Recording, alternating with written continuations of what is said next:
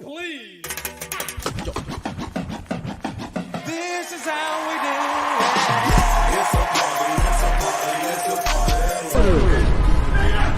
Houston, we have a problem. Yes!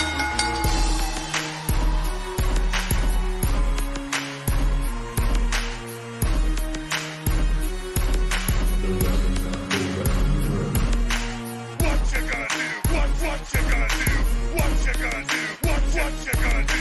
What you gonna do? What you gonna do? What you gonna do? What you gonna do?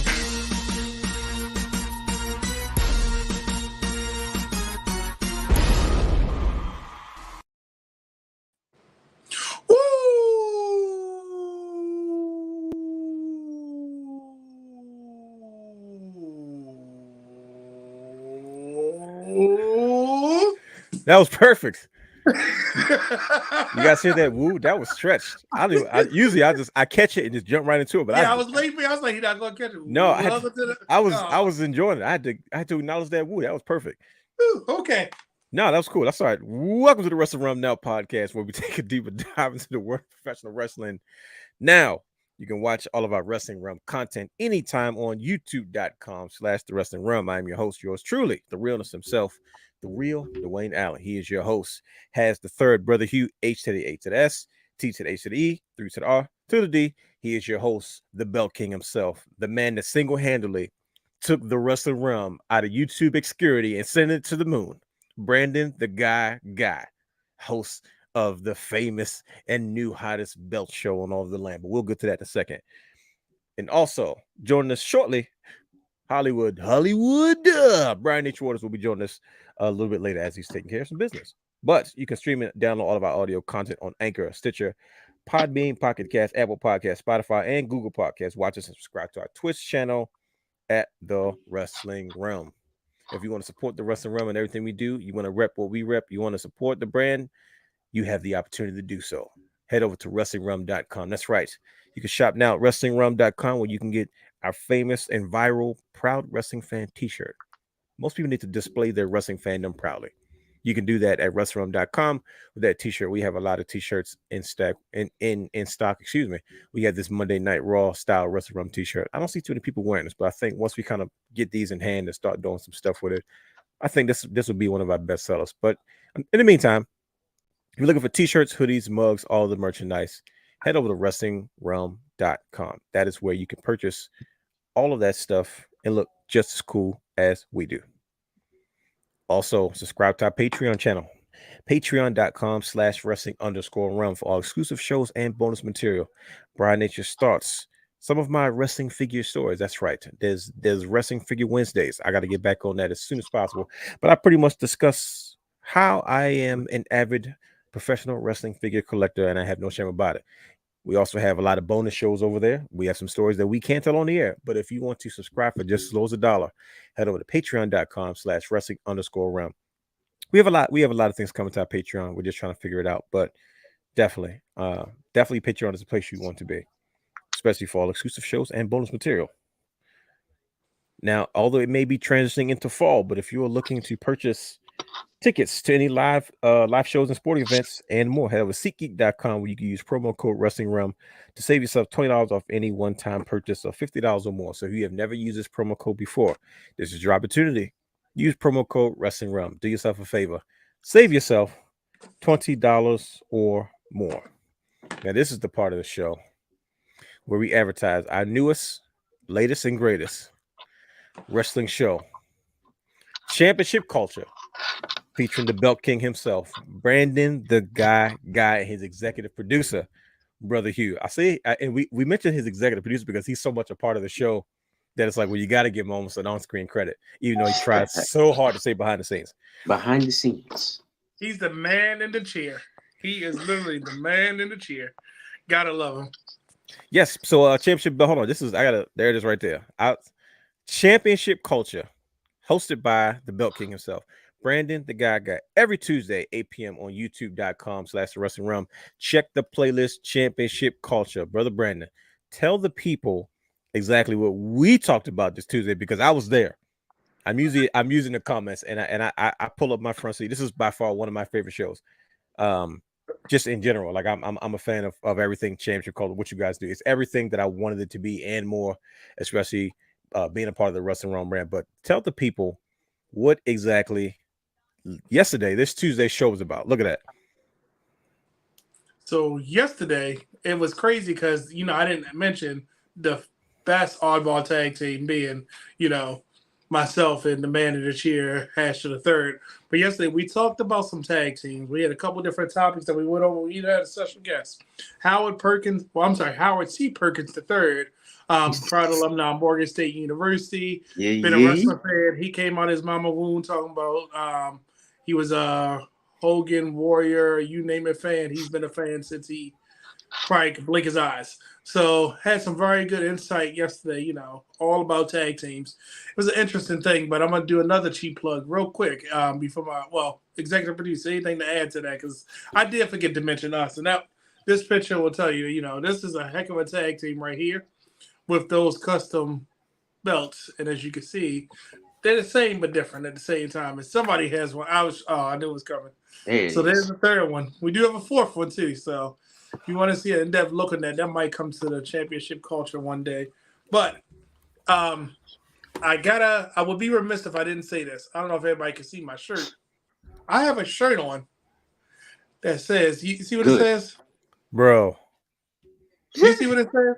That is absolutely dope. Oh my gosh. It says King of Belts, right?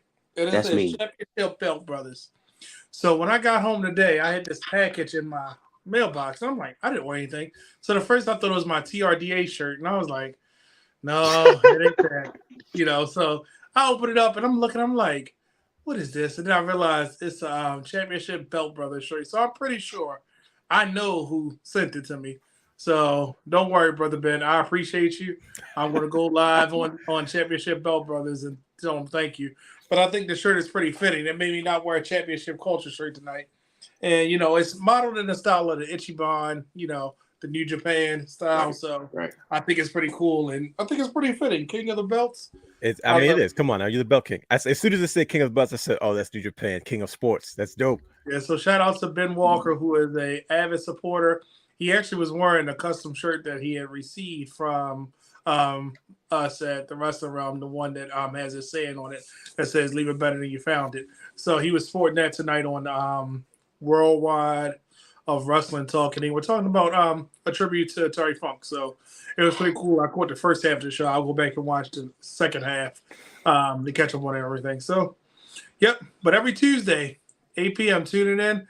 We was probably gonna put the live shows on hold, but after these last couple comments and these last couple engagements, we might have to rethink some things. What say ye, Hugh? Yeah, I'm with it. Let's go. Let's run with it. Let's run with it. We got a lot of good interactions last show, so Yes. let's just keep it pushing. So I appreciate everybody that came through, especially our special guest, Howard C. Perkins III. And then, shout out to everybody in the comments tonight. Don't worry, I'm going to be responding throughout tonight. So, I appreciate your engagement. We're going to get to you. So, definitely. Back to you, sir. No, like it's a newscast. No, definitely shout out to Championship Culture. Like I said, I had a ton of fun yesterday. And the live shows are some of my favorite shows that you guys do because of the interaction piece. And I get a chance to sit back and be a fan and also join in the conversation like it's night. Even though I'm a part of, we all, under the same umbrella as far as the brand is concerned, I'm still a fan of the conversations, the topics. And mind you, I don't know if people don't notice, and I'm not familiar with anything that he's going to do. He may drop his, but that's completely from the mind of the Belt King, Brother Brandon and Brother Hugh. They are the geniuses behind producing such quality content, such just with high standards. Everything's great about it. And it's so great that I had a couple of follow-up comments that I didn't get a chance to express. I was trying, Brandon was trying to get off the show last night, and I was trying to bait him in to keep going. He's trying to respond to the comments, and I knew, Brandon's not rude. So he's trying to respond to the comment, but he didn't realize that it's me because it's like a small delay. So like he's trying to hang on, and then he's like, wait, we got another comment, and it's me. Like, nope, we're still going overtime. But I think they sent me down this rabbit hole of tag team wrestling yesterday. Great conversation. I'm telling you, you need to go back and watch it. Head over to the YouTube channel, youtube.com/Wrestling Wrealm, the championship culture playlist. Trust me, you need to see this. This is one of those. And shout out to definitely Howard C. Perkins, the third, you said? Yes. The third. Yes. Yep. He was amazing. He was absolutely amazing. I mean, you talk about a good brother, man. He was on point. He was very knowledgeable, man. And I mean, it made me question his age because he doesn't look his age. So you guys are drinking the right water. I was like, man, he's taking it back. He was just flow. So excellent guest, man. You guys have had quality people on your show. I think my show is probably one of the lowest rated shows. People tired of seeing me, at least on YouTube. We got like maybe 450 views on Twitter, but I was like, oh, it's okay. No love for Reddit. Well, screw you guys. Screw you guys and going home. But shout out to Howard C. Perkins because he was an excellent guest, man. And I definitely encourage people to. But you know, yours had the highest views on Twitter than any other show. I don't know. It's weird. It's awkward. It is crazy. And the most playbacks on Twitter and the highest amount of views on Twitter. So everybody must have been watching you on Twitter. You got to take the small victories. So, but yeah, I had a couple follow-ups. Championship culture. I know we got it. We have a very special show tonight, and we have a guest. As you can see, we're in Club Intellect, and originally this is supposed to be a podcast, a Wrestling Realm Now podcast party, with our very special guest, a good brother of ours that's been doing it just as long as we have. And it's been a rough week, so you know it may not be as much celebrating, but we're gonna still do right by our guy. He wanted to come on anyway. We're gonna read his bio. We're gonna get him in. I got some music for him. I'm gonna intro him in. It's not the same vibe tonight. We owe him another opportunity. But he said, no, good brothers. I need to come on. Man. And I said, okay. I said, D, if you want to still come on, man, you know, so what? So while we pay tribute tonight to Bray Wyatt, we're also going to talk about All In. We're going to talk about the whole CM Punk fiasco, him and Gentleman Jack Perry. That's his new name. Did you get footage of this one this time?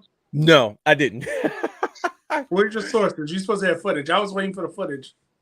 I was afraid we might get flagged. Right, but we're also gonna slightly preview WWE Payback and All Out. It's a lot going on this weekend. It's been a lot. Crazy weeks. But quickly, I know people are starting to come in. I'm telling you, the chat's already buzzing. Shout out to everybody in the chat. Thank you for joining us on the show. We love your comments. We love your interaction. This is going to be fun. We got Justin. We got the Wrestling Girls, Stephanie Hardy. Oh, we got the crew in the building. Dylan and Jermaine is in the chat so far. Yeah, we definitely got our people in the building, man. We appreciate you. These are supporters of the brand. Also, go and support these people's brands. These are other content creators. These are other people in this space that we support, that we follow, that you know we catch up when we catch up. And you know, this is one of the biggest things about our sector of this particular group in the wrestling community. So definitely support the rest of these brands. We got to put something together where we can just start advertising when everybody else does. But a quick follow-up to championship culture last night: the Briscoes versus the Good Brothers. We didn't have enough conversation about that. But we did. We need a whole show just about their trilogy. I went back and I said that, and once again, watching championship culture set me down this rabbit hole of tag team wrestling, and I went back and I watched the one of the rare gems during the pandemic is when the Good Brothers invaded the Briscoes farm in Sandy Fork, Delaware. And because everybody was doing kind of cinematic style things because of the restrictions and the pandemics and all that kind of stuff that was going on. And it was the fact that, first of all, Carl Anderson and Luke Gallows are known for doing this because they did it with AJ with the Boneyard match. Then they did a parody of it in their version of the Boneyard match. Was a mess. And then for them to be able to pull that off, man, they put up on the farm. They picked up Mark Briscoe's son. Like, all right, don't worry, we'll train you to be a good brother. And it was just, they kicked over his big wheel. They ran to Papa Briscoe, and I was just like, man, I just remember saying to myself, I wish this could have kept going. I felt the same way when when Ethan Page and Stokely Hathaway invaded the Hardy compound, another rare gem. But that's an underrated feud that we didn't talk about: the Briscoes versus the Good Brother, and also Team 3D versus Team Canada and Jeff Jarrett.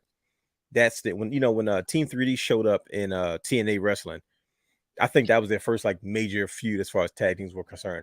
And I just remember saying to myself, like, man, it to me, it revitalized how I felt about Team 3D. And I'm going to tell you a hot take right now. We need to do look at we doing that better than look we're doing. I'm going to respond to some comments, but man, it's look, we're doing better than Punk and Jack Pryor. We're going to get to that. I can't wait till we had that conversation. That's going to be fun.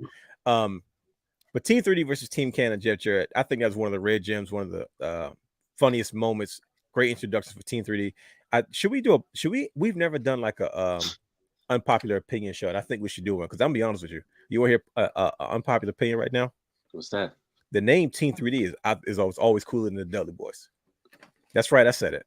Drop the mic. No, I agree with you. I've All right, always liked. I'll give you I've that. always liked the I'll give name you that. Team 3D. When they came in as Team 3D, I said, "Oh, that's dope. Come on now, Brother Ray and Brother It made more Devon." sense. I was like, "That's pretty cool." So if you can't use the Dudley name, goodness gracious. But The yeah, only thing that would have been cooler if his name wasn't Bubba Ray, if it would have been a D, because it would have been it makes Dudley. what they call him, somebody- brother. They called him Brother Ray. I was like, "Oh, okay, cool. It makes sense." But you had Devon Dudley. Right, but you he was know- brother. He was Brother Devon because they were brothers. Shout out to ECW days. Oh, yeah, they were. Moving on. But yeah. So I just wanted to do a quick follow up. Once again, one last shout out to Championship Culture. Please, WrestlingRealm.com, YouTube.com/Wrestling Realm playlist Championship Culture.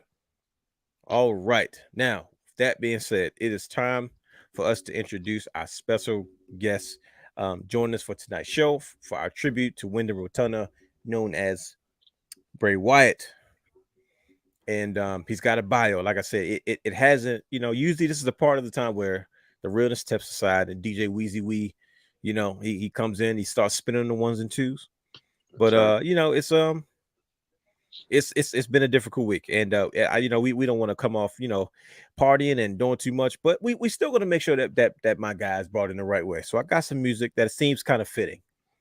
It seems kind of fitting for the occasion, so I'm going to let the music play as we introduce our special guests for this evening. Join us here in Club Intellect as we try to push through and try to celebrate the life of Windham Rotunda and the effects that he had on us as fans, as Bray Wyatt, so on and so forth. But I'm gonna let the music play, and my guy's ready backstage. He's ready. I told you, like I said, usually this is where we start the boogie, but I still got you, bro. Here it goes. You ready? There it is. Wasn't expecting that one. Let the beat play. Also, maybe I should put it on the green light.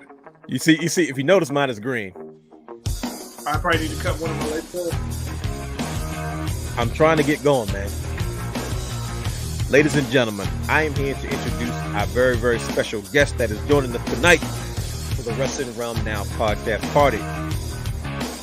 Demarus Dye is a respected broadcast journalist and professional sports writer, currently Dye Sporting Network, which is he's also play-by-play announcer for DMV high school sports and high-profile basketball, football, and spring sports that air on the Dye Sporting Network. That's right, youtube.com/Dye Sporting Network. The DMV high school sports, pro-am sports, and wrestling events, interviews, and encounters features prominently on youtube.com. Damarus is also on the Flex Zone, where Dye officially serves as an analyst and a contributor. Ladies and gentlemen, I can say so much about this good brother, but I just want to bring him in, let him vibe out with the rum. Ladies and gentlemen, give it up for our good brother that joined us for tonight's show, Demarus Dye of Dye Sporting Network. Let's get it. Woo! And they're here. Right, everybody. What's cracking, D? We're looking good tonight, guys. We're looking good tonight. The belts are out.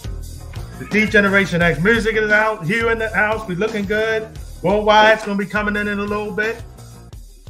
Going to celebrate the life of Bray Wyatt to start off, man. Man. Like I said, I know, man, it's under difficult circumstances, but I appreciate you decide to say, you know what, I want to come in. I still want to do this with you guys, man. So we definitely appreciate you being on with us today. Like I said, I feel like we owe you a little bit more, but like I said, man, we're going to make the most of a difficult situation, a difficult week, and we're just going to let the people kind of get to know you a little bit better. So if anybody does not know Demarus Dye of Dye Sporting Networks, he's got to be one of the hardest working individuals I have ever met.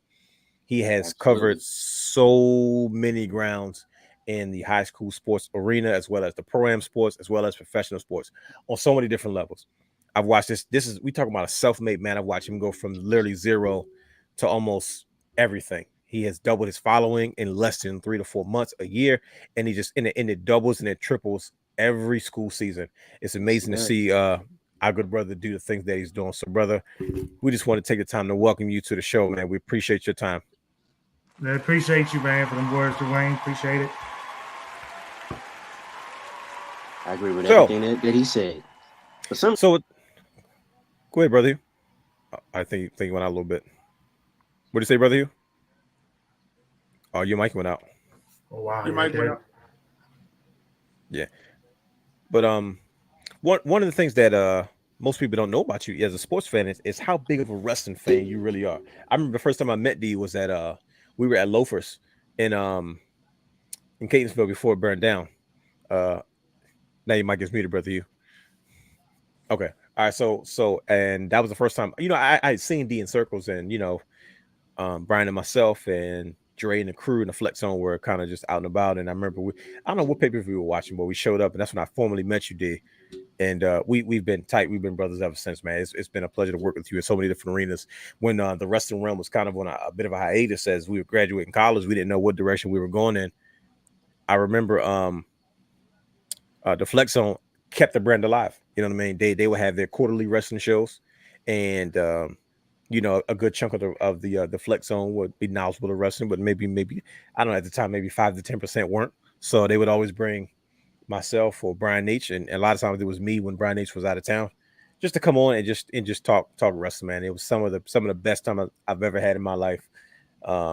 It was such a crucial part of my development, and like I said, it kept the brand alive. So I definitely appreciate you, D, and you and Dre and the rest of the Flex and Uncle Raj, and even Mikel and Byron and everyone else a part of the Flex Zone, all the interns that work with you guys and work with us.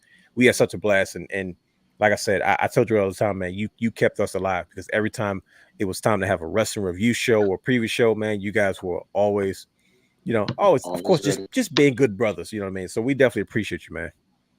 Yeah, definitely no problem, man. About it. Kept it alive, and look at the brand now, baby. I mean, it is shining, looking good. You got the belt man here. I mean, Brandon got so many belts, man. It's not even funny. Oh, that's why we call him the Belt King, man.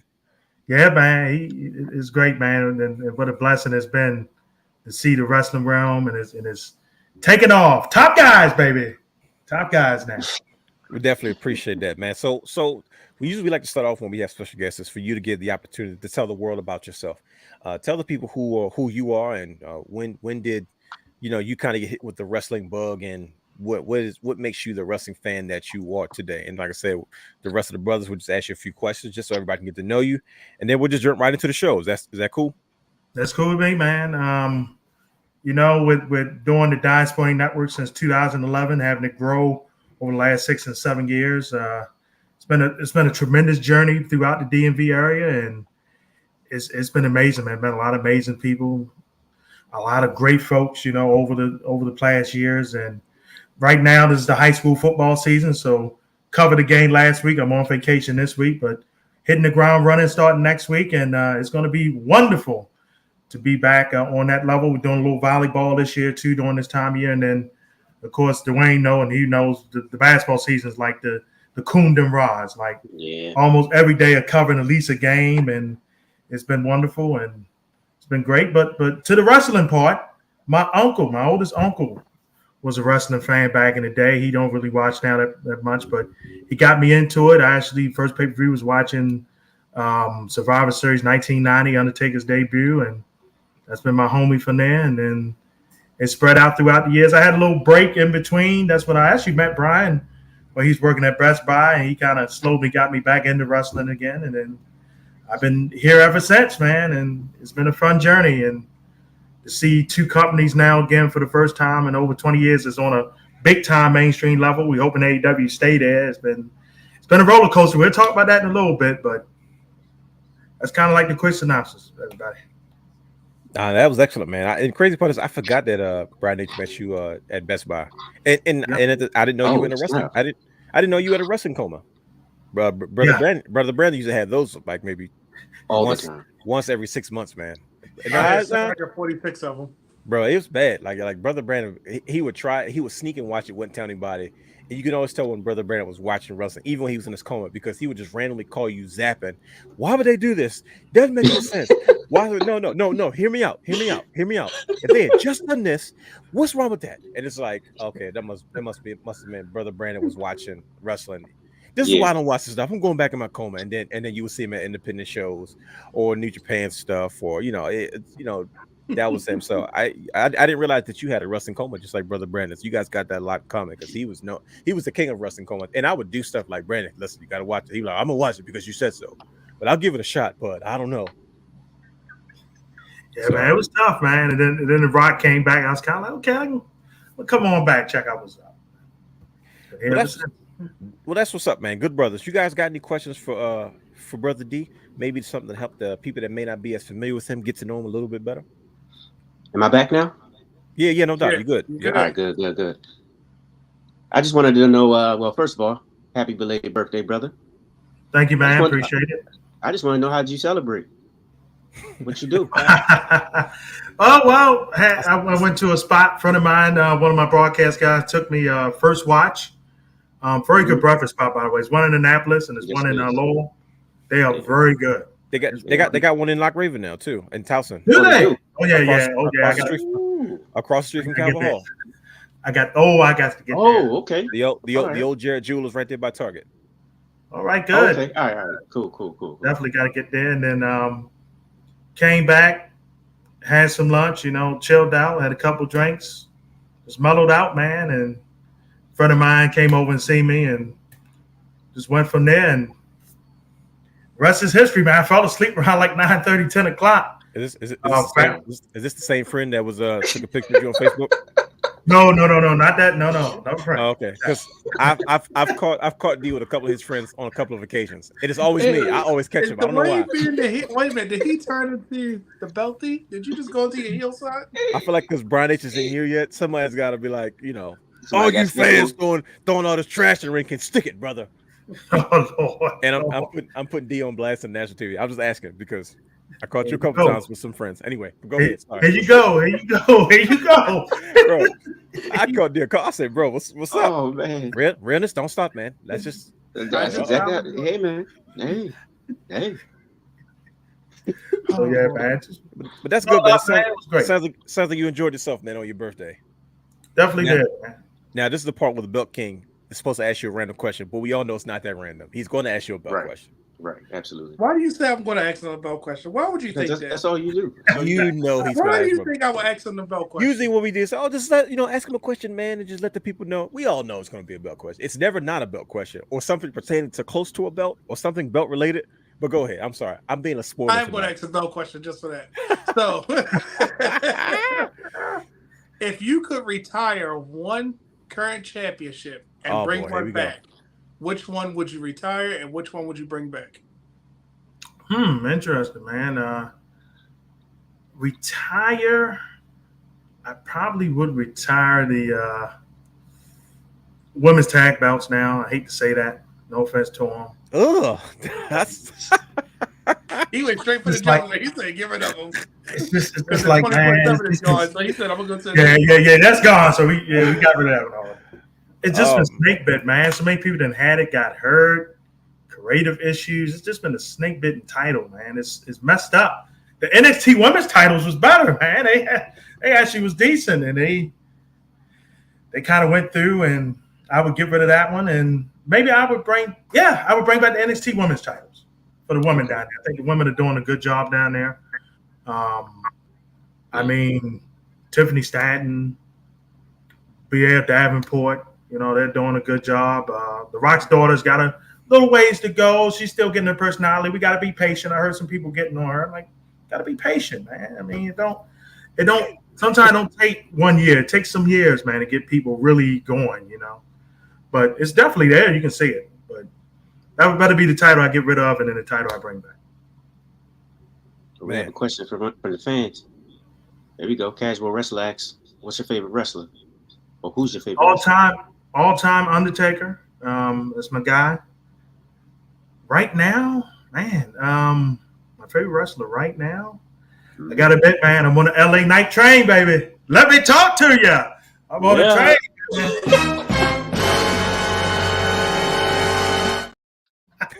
I'm on the train, man. I'm on it. I've been on LA Knight since he was at NWA. He was at NWA, and then I went back and watched some of his stuff at TNA and Impact, and I was like, yeah, this guy got it. Speaking of NWA, when they gave him a mic. Yes, sir. Right now, I'm an NWA United States champion. Right in this particular moment, that's where I'm at. I mean, yeah, you've been holding it. I was waiting to see if somebody was going to notice it, but you've been holding it. But the Belt King noticed it. This is, some people think they're too good for certain belts. Saying I need to upgrade. I'm not gonna say who. I'm not gonna talk about the Belt King or anything like that. But some people. That is not how that goes. Some people go, I need to make room for things, man. But That's exactly how it goes. And I'm feeling kind of NWA's right now, and I'm not talking Ice Cube. Right. Anyways, Nobody put you talking about Ice Cube. I have said I need to make room. Yes, absolutely. I've said that a couple times. I need to make room. And guess what? Some things need to find new homes, and then somebody said, "Well, I have a home." And guess what? I still have a home. I still have a home. Boy. Yeah, man. But LA Knight, you say LA Knight? I think let me ask you a quick question about LA Knight. Do you think the criticism was warranted from, say, like a Kevin Nash that was kind of like, oh, he's an Attitude Era ripoff? And it's like, well, is it really a ripoff, or is it kind of a modern day attribution, or maybe kind of tribute? You know what I mean? Kind of taking the elements of the past. A lot of old timers are saying we supposed to learn from the past. And now you have this guy that's really Eli Drake was one of those names that was kind of like, I mean, this guy was doing wrestling on the freaking General commercials or something like. Remember, he was a villain in the car insurance commercials. So you're talking about a guy that paid his dues, a guy that was at NXT, got cut, left, did his thing, and now he's finally back. And it's like, well, why wouldn't he learn from the past and use those things that kind of made wrestling the way it was and be successful about it? Was it warranted? Do you think he's a carbon copy, or how do you feel about the criticism that he's received early on? I was disappointed from Kevin Nash on that aspect, man. He was with him in the Impact when he was Eli Drake. I mean, they say sometimes what's old is new again, and what he's doing, man, is different. It's standing out because no one else is doing it, and it's a great thing. There's nothing wrong to be different, especially in the wrestling world, because it stands out. It stands out real easy. We got to see when we went to Ring of Honor, Dalton Castle, man. He stood out differently. Yeah. And the crowd love him. Every time he comes up, the crowd just eats him up. Dalton Castle was somebody I was so confused about. I just never. Who did he remind me? He reminded me of the trainer from SmackDown, Rico. Rico and Adrian Street. Are we going back? Like Simon Diamond mixed with Rico. It was one of those things where he was so unique you couldn't read him, and he reminded me of something so 70s. Because that style of like character in men you saw like in 70s blaxploitation movies, you know what I mean? And it's something about that uniqueness that kind of catches the attention of the fans, and it's refreshing. And I think we're probably having and witnessing the same thing with LA Knight, man. But when you're talking about uniqueness, man, it doesn't get any more unique than Windham Rotunda. Yeah. I mean, that's kind of why we're here tonight. And like I said, we're gonna also get into we're gonna get into All In, and we're gonna get into All Out, and we're gonna get into WWE Payback. But tonight is kind of a celebration of uniqueness. Windham Rotunda, such a special talent that we lost. Our thoughts, prayers, condolences go out to his family. Words can never kind of describe these type of situations, and it doesn't make you feel better. Just people just try to offer some type of love and positivity in such a difficult circumstances. But today we're here to talk about Bray. So D, what was your earliest memories of Bray Wyatt? Got to, we all was together and seen him at Battleground in 2016, and yes, seeing that entrance, man, is something unique. I got to see him. I'm trying to think which Raw it was. I think he was beefing with Cena. It was during Labor Day, I think, years back. And to see him just in the ring, his captivating speech, it's amazing, man. The way he could talk and kept rising audience. And then we got to see him at Battleground. He had to beef with the New Day. That was pretty electric, man. 2016, you go back, was a great year for the WWE and wrestling, man. A great year. Just off the charts, to the rivalries, the beefs. I'm gonna go back and look at it when I get a chance, man. But that was a great year. And then Bray, left. All the Wyatt family dispersed. Either went on their own to do something great outside of the E and the late Luke Harper, Brody Lee, or Braun Strowman really became a star. I know Rowan never could find his footing, but hopefully he get there one day. And then came back with the Fiend character, man, and that was great in SummerSlam. You know, that was pretty lit. And the Firefly Funhouse, I was kind of like, okay, it's a little cheesy, a little goofy, but Bray Wyatt made it work. I don't think nobody else in wrestling could have made it. Yeah, nobody else could have made that work. Outside, man. Now, no doubt, it's just I feel two ways about when I first kind of ran into Windham Rotunda, is because I was a developmental stalker. You say, well, what is that realness? Okay, let me explain. I'm glad you asked. I was the guy that when I found out that everybody was, I was just obsessed with wrestling, and I felt like I probably should have been a wrestler in a different life. So when they first moved to FCW, they began to. That's an excellent point, casual wrestling. Ray did give us he gave us great stories. I used to look up the developmental guys, look at the rosters, because I wanted to see who was there and who was coming up. And I used to look at everybody, and I remember seeing Windham Rotunda. He had like long blonde hair at the time. You saw Bo Rotunda. And, you saw everybody that we enjoy now. Sheamus O'Shaughnessy and everybody that was in FCW during that time as they were trying to transition out of OVW, Ohio Valley Wrestling. And I was only familiar with Ohio Valley Wrestling because of Tough Enough, you know what I mean? And I'm Al Snow, and his association where WWE used to have their previous development, of course, with the guys like The Rock and not The Rock, excuse me, John Cena, Batista, and Randy Orton, and Backlash, Shelton Benjamin, of course, Brock Lesnar. And I remember he debuted a character on the first rendition or version of NXT. He was Husky Harris, and the crazy part was, I used to like Husky Harris. I like him. He's got this kind of smart, smug attitude. He used to put up the Wolfpack sign because he was like a husky wolf. And as much as he didn't get that over, I was a fan of Husky Harris, right? And I remember he was on. Eventually, he joined the new Nexus. When Nexus was falling apart, and they added new guys. They added him. And they added Mason Ryan.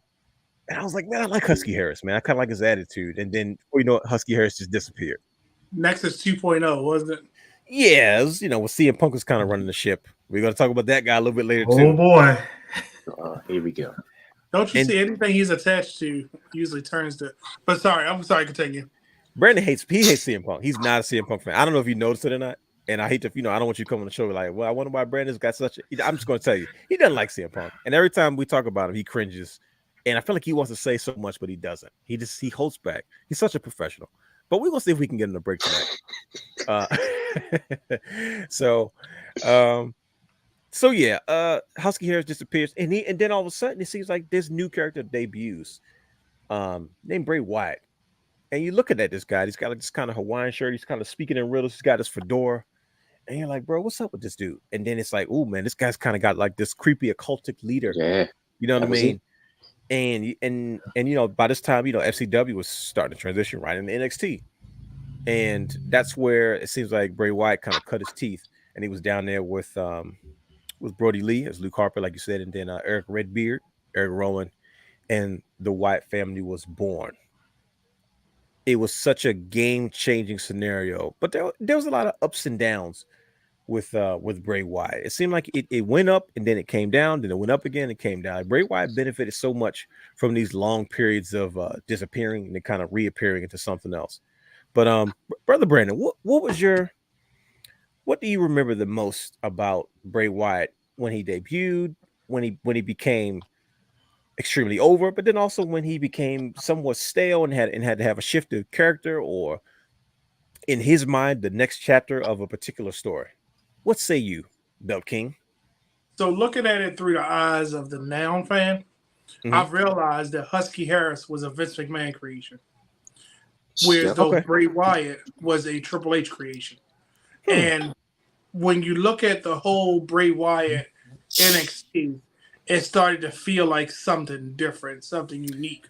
And when you add the Wyatt family into the dynamic, and I know I made the joke about the voice with the Bray Wyatt, but it was so... We as fans needed something else, and NXT was a chance for you to birth it. That didn't work. Go off TV, come back. Look at the Street Profits, Angelo Dawkins. He was there for what, 5 years before something actually stuck with him. I'm telling you, I thought he was going to get cut. Yeah, but you get what I'm saying. So now we have something that worked. Jason Jordan too. it was different. You bring him to the main roster, and they brought him to the main roster, and it didn't get over in that capacity because they kept trying to put other things to it. But Bray, you could always tell he was the star of the group, and I'm not taking anything away from the other two. But when he came back as the Fiend, I will never ever forget that first entrance when he came down as the Fiend, and this is how good it was. I didn't even realize that was the same entrance music. It was just Triple H up. It was rock version versus the guitar playing when the wife. I was like, oh, that is the same song. But the presentation, it left me speechless and said, I don't even care what the man doing in the ring at this point. That entrance was worth the wait. All the 5-5 Floodhouse that we saw, and it was like, whoa, this is crazy. Because every Monday I wanted to say, okay, what are you going to do next? What's next on the Firefly? And he always seemed like the person that could be that wrestler without the title. Mm-hmm. Happy moment when he won a WWE championship, because I was like, I don't care if he was a transitional champion. The fact that he was able to hold on to it and put his name in the record books, he's a WWE champion. But my biggest thing was the Fiend, because I was like, this is just something different. It was him on his own. He didn't really have to sit there and showcase Eric Rowan and Braun Strowman and Luke Harper. He could literally just be him. And that's what I liked about it. And I think once we got him, we saw what we were getting. And anybody can say, because, I mean, for who keeps us for 6 months going crazy over some QR codes and some background? Yeah, that's great. That's wild. We were doing the same thing in the 5-5 Funhouse. All right, what is he talking about? Did I miss something? Let me go back and rewatch this. Wait a minute, he said wait a minute, huh? And I know I'm taking a lot of time, but every time he appeared, you're good. We're good on time. When he appeared on the paper, it was something different. Like I still laugh when he fought the Miz. If you go back and watch when he fought the Miz as Bray Wyatt, and he had the sweater and the pants, Miz's face was like, "What is this guy doing? Why is he serious? This is who I'm wrestling." Like the Miz didn't know he was fighting Bray. He might have thought he was fighting the Miz. If you go back and watch it, it's the funniest thing, because the Miz, I don't know if he's just that good of an actor, but I'm gonna say the Fiend highlight. Brother Hugh, what did you think about his transition based off what he said? What Brother Brandon was talking about, his transition from the Bray Wyatt to this cult leader, this, I don't even know what you call it, man, and you know what I mean, into what would eventually become the Fiend, right? So like Bray Wyatt was that way for a while, and it seemed like he was kind of getting stale. He was teaming with Matt Hardy. It was Matt Hardy had done the Broken/Woken character, and they kind of fit similar bills, and they even had a cinematic match. Once again, remember, he purified him and he got rid of the cult leader and the Fireflies. He was just Bray Wyatt, and then the leader of the world. eventually Bray Wyatt goes away, and then I remember talking to Brian H, and I was like, "Bro, what's going on with Bray Wyatt?" Because all of a sudden, he just has this random moment, right, where he's like tweeting like, "I'm so sorry for what I've done. I need to be a better person." I was like, "Oh, did Bray Wyatt find Jesus or something?" I didn't know what was going on. I said, "Oh, maybe he's changed his life. Good for him. It's not the first wrestler. I'm glad for him." And then but he was kind of he was doing some old school Goldust stuff. Remember when Goldust was Dustin Rhodes, and he kept saying he is set to return, and you know what I mean? And then it was talking about Goldust the entire time. It was one of those situations. And then, before we got the Fiend, Bray Wyatt kind of returns as this kind of Mr. Rogers character. And we have the Firefly Funhouse. You know what I mean? And Dylan, you're probably right. I got emotional. The package that they showed the night after, but I'll get into that in a second. But yeah, man, so I was so confused, and yet I was like, man, this is so new. How did you feel when you first saw that Brother Hugh, when he went from what we knew as Bray Wyatt, and he was kind of, his brothers had kind of gone their separate ways, and because eventually they will become the Bludgeon Brothers, which I thought was one of the underrated tag team. We didn't talk about them the other night on your show. The Bludgeons, we didn't talk about the Bludgeons on your show, bro. Bell King, but then Bray Wyatt. I'll tell you why in a minute, but continue. Okay, so don't forget, please, because this is going to be good. We got to get insight from the Bell King, and I remember just saying to myself, like, man, this is such an awkward transition, but it was so unique, and I just remember wanting to, like, bro, where is this going to go? This is creepy. You know what I mean? Mm-hmm. Oh, good. My fault. Go ahead. No. I remember just being like, why is Bray Wyatt coming back as this Mr. Rogers character? Something's up. He's like, I'm not what I used to be. I was wrong. I was being, and then you hear the little kids' voices and then the puppets. I was like, yo, this is creepy.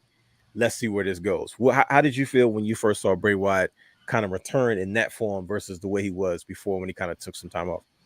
Well, first of all, just from the beginning, Bray Wyatt was always captivating to me because I know y'all gonna hate me for saying this, but he reminded me of Something Kane. about Kane. I knew it. I Yeah, knew something about Kane. Right. I knew he was gonna say something about Kane. He was just mysterious. He was creepy, like you said. Like it was always, he always kept you guessing. His character always kept you guessing. You think he's gonna do something, he does something else, completely just crazy. He always had this supernatural feel to him. So I always gravitated to those type of characters, your Undertakers, your Kanes, and then Bray Wyatt came along. It was doing somewhat of the same thing, but with him, he's speaking in riddles, and that's very captivating to me because I'm always trying to figure out like solutions and just figure out different things about what's going on and whatnot. So I gravitated towards him right away. I did not like that whole transitional period with him and Matt Hardy. I got it to an extent, but I was like, they were trying to like revitalize something that kind of ran its course a little bit. Right. And it was too soon for that Matt Hardy for the deletion because he had such a great run on the indie scene. Now, if it had been now that you were trying to do that, I would say, okay, he went back to his old gimmick. That's cool. Kind of like when the Hardy Boys go back to being the Hardy Boys, it's like, it's cool because it's not always, and as time passes, then you're like, oh yeah, we kind of missed that. And you also got to remember also, when during the final deletion and stuff, Vince didn't give them the full creative control as they needed to really, what I mean? It seems to me that was always a back and forth thing with Bray. He had a reputation of really, really pushing for his ideas, and it was always seems to be very restrictive. I mean, I think he would have had an opportunity to really thrive. One thing that I noticed with Bray Wyatt, Brother D, is that he was such a captivating storyteller. Oh, wait, there he is, ladies. There he is. Worldwide in the house. Ooh, Jack Daddy.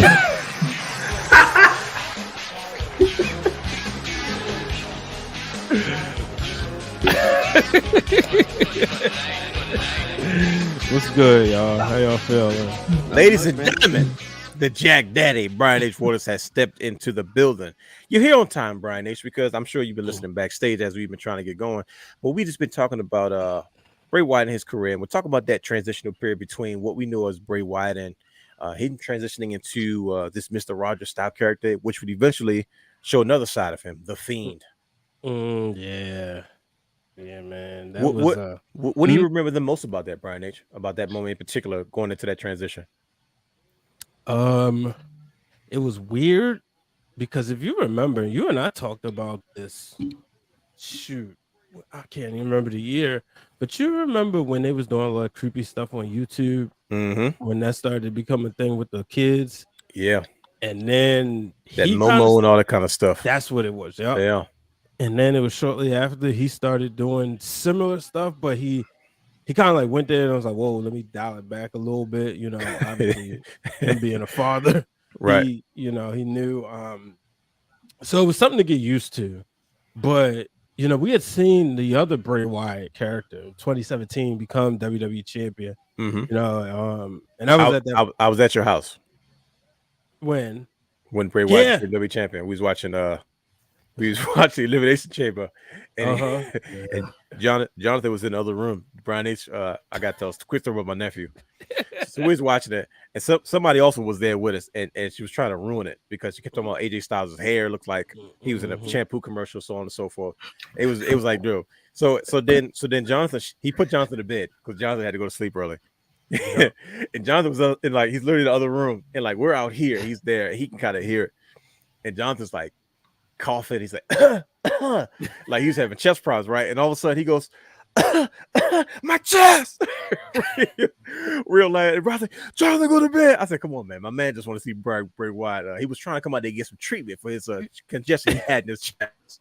And he had to make sure that his people knew that he was coughing and he had need to come out there and get situated. But sorry, Brian. That memory's always stuck out to me. Ariana was just a baby. She was already out. She was gone. Well, she was 2. Yeah, that's what I said. She was asleep Yeah. already. When you put her to bed, Yeah. she went to bed. Right. Jonathan wasn't with no. He was up there. He needed to get some Yo. Vicks Vapor Rub so he could just come in the room real quick to see what was going on. Yo, it's so funny. Like, I ain't trying to be blasphemous, but Bray had soul. And Yeah, he did. he definitely did. He has a lot of dusty in him, man. Yeah, he had soul. And you look at it that night, he won the championship. The same night Naomi won the championship. The day before, Brother Hugh and I was at WSU when Kiera Hogan won the Spirit title. And we got the first interview right here on the Wrestling Realm. Go into the archives and check that out. But that you just talk about a night. But yeah, watching them and being at WrestleMania the following month or 2 months later, and he did that creepy stuff with the maggots and whatnot. And it was like, all right, Bray, this ain't really hitting. But I really enjoyed the stuff with Matt Hardy. I know Brother Hugh said he didn't. I actually enjoyed that. I thought it was fun because we've seen what Matt Hardy was doing over in Impact. And I remember my uncle texted me. He said, all right, it's time to get woke. It's time to get broken. But, they couldn't say broken. So they went to woken. Woken, yep. Yeah. So, but, watch him transition over to Mr. Rogers' character. I said, okay, well, clearly he's somebody who has he wants to tell stories. He has this mindset. And you want to see where it's going to go. And, I read this long piece from Mick Foley. If y'all get a chance, check it out on his Facebook page. Where he goes in depth about when he became the Fiend and when he got to apply the mandible claw. Oh, yeah. Yep. Yeah, and just giving him his blessing. So yeah, man, so many great things. And it dawned on me, I was like, wow, I didn't realize I was there when he changed the belt from red to blue. Blue, yeah. I wasn't that was during the pandemic, wasn't it? I wasn't a fan. No, it was right before. Yeah, it 2019, right? Yeah, November 2019. I was for the American Heart Association conference in Philadelphia, and he changed it. And so overall, like the transition, the thing was, man, I was really excited to see what was up next because you always think about his mind was just unprecedented, and then you heard him working with Rob Fee, and Rob Fee somebody on who was in Hollywood. So it was just like, oh man, this is about to be sky's the limit, And like you used to always say before, you just didn't trust AEW with that character. No. I was afraid. No. The video package would have been really good. I think the AEW does an excellent job with their video packages and stuff like that, and promos and vignettes and stuff, but everything else, I don't know. But Brother D, let's talk about some of our favorite Bray Wyatt feuds. What were some of the ones that kind of stood out to you the most, the ones that you enjoyed the most, whether it be the presentations, the stories, etc.? I gotta say the John Cena one, man. Really? Yep. Thought all of them, even the Firefly Funhouse match. That thing was great, man. that was magnificent, man. How he just really got in the brain of John Cena. I almost thought they could have turned Cena for briefly a little heel. That was the last chance I think we had. I was disappointed in that match, and I'm gonna tell you why. I'm gonna let you finish, but there's a very specific reason. Go ahead. Yeah, I thought they could have, when Cena would have came back, he could have been started questioning himself. Thought they really could have picked up on where Bray had led him, but it was almost like, okay, the match happened, Cena's back to normal, boom. It's like, man, they could have told a real great story there. Bray laid a foundation they could have told. Finn Balor, I think the Finn Balor matches is really good. I don't think we never got that demon Finn Balor against Fiend Bray. I think that would have really, I think Bray had got sick, right? And they had to substitute him with AJ. I thought that really would have, I think that really would have been a home run. Just overall would have been a great home run. And his feud with the Undertaker and Kane, I know he didn't win the Undertaker ones really. Did he win any? No, I don't think he did against Undertaker. I know he beat Kane a couple times. Oh, brother, you should be here to hear that part. Yeah, but I mean, I thought it was great. It was great. It was great storytelling. Undertaker really lent a lot to that character. He wanted to get Bray over.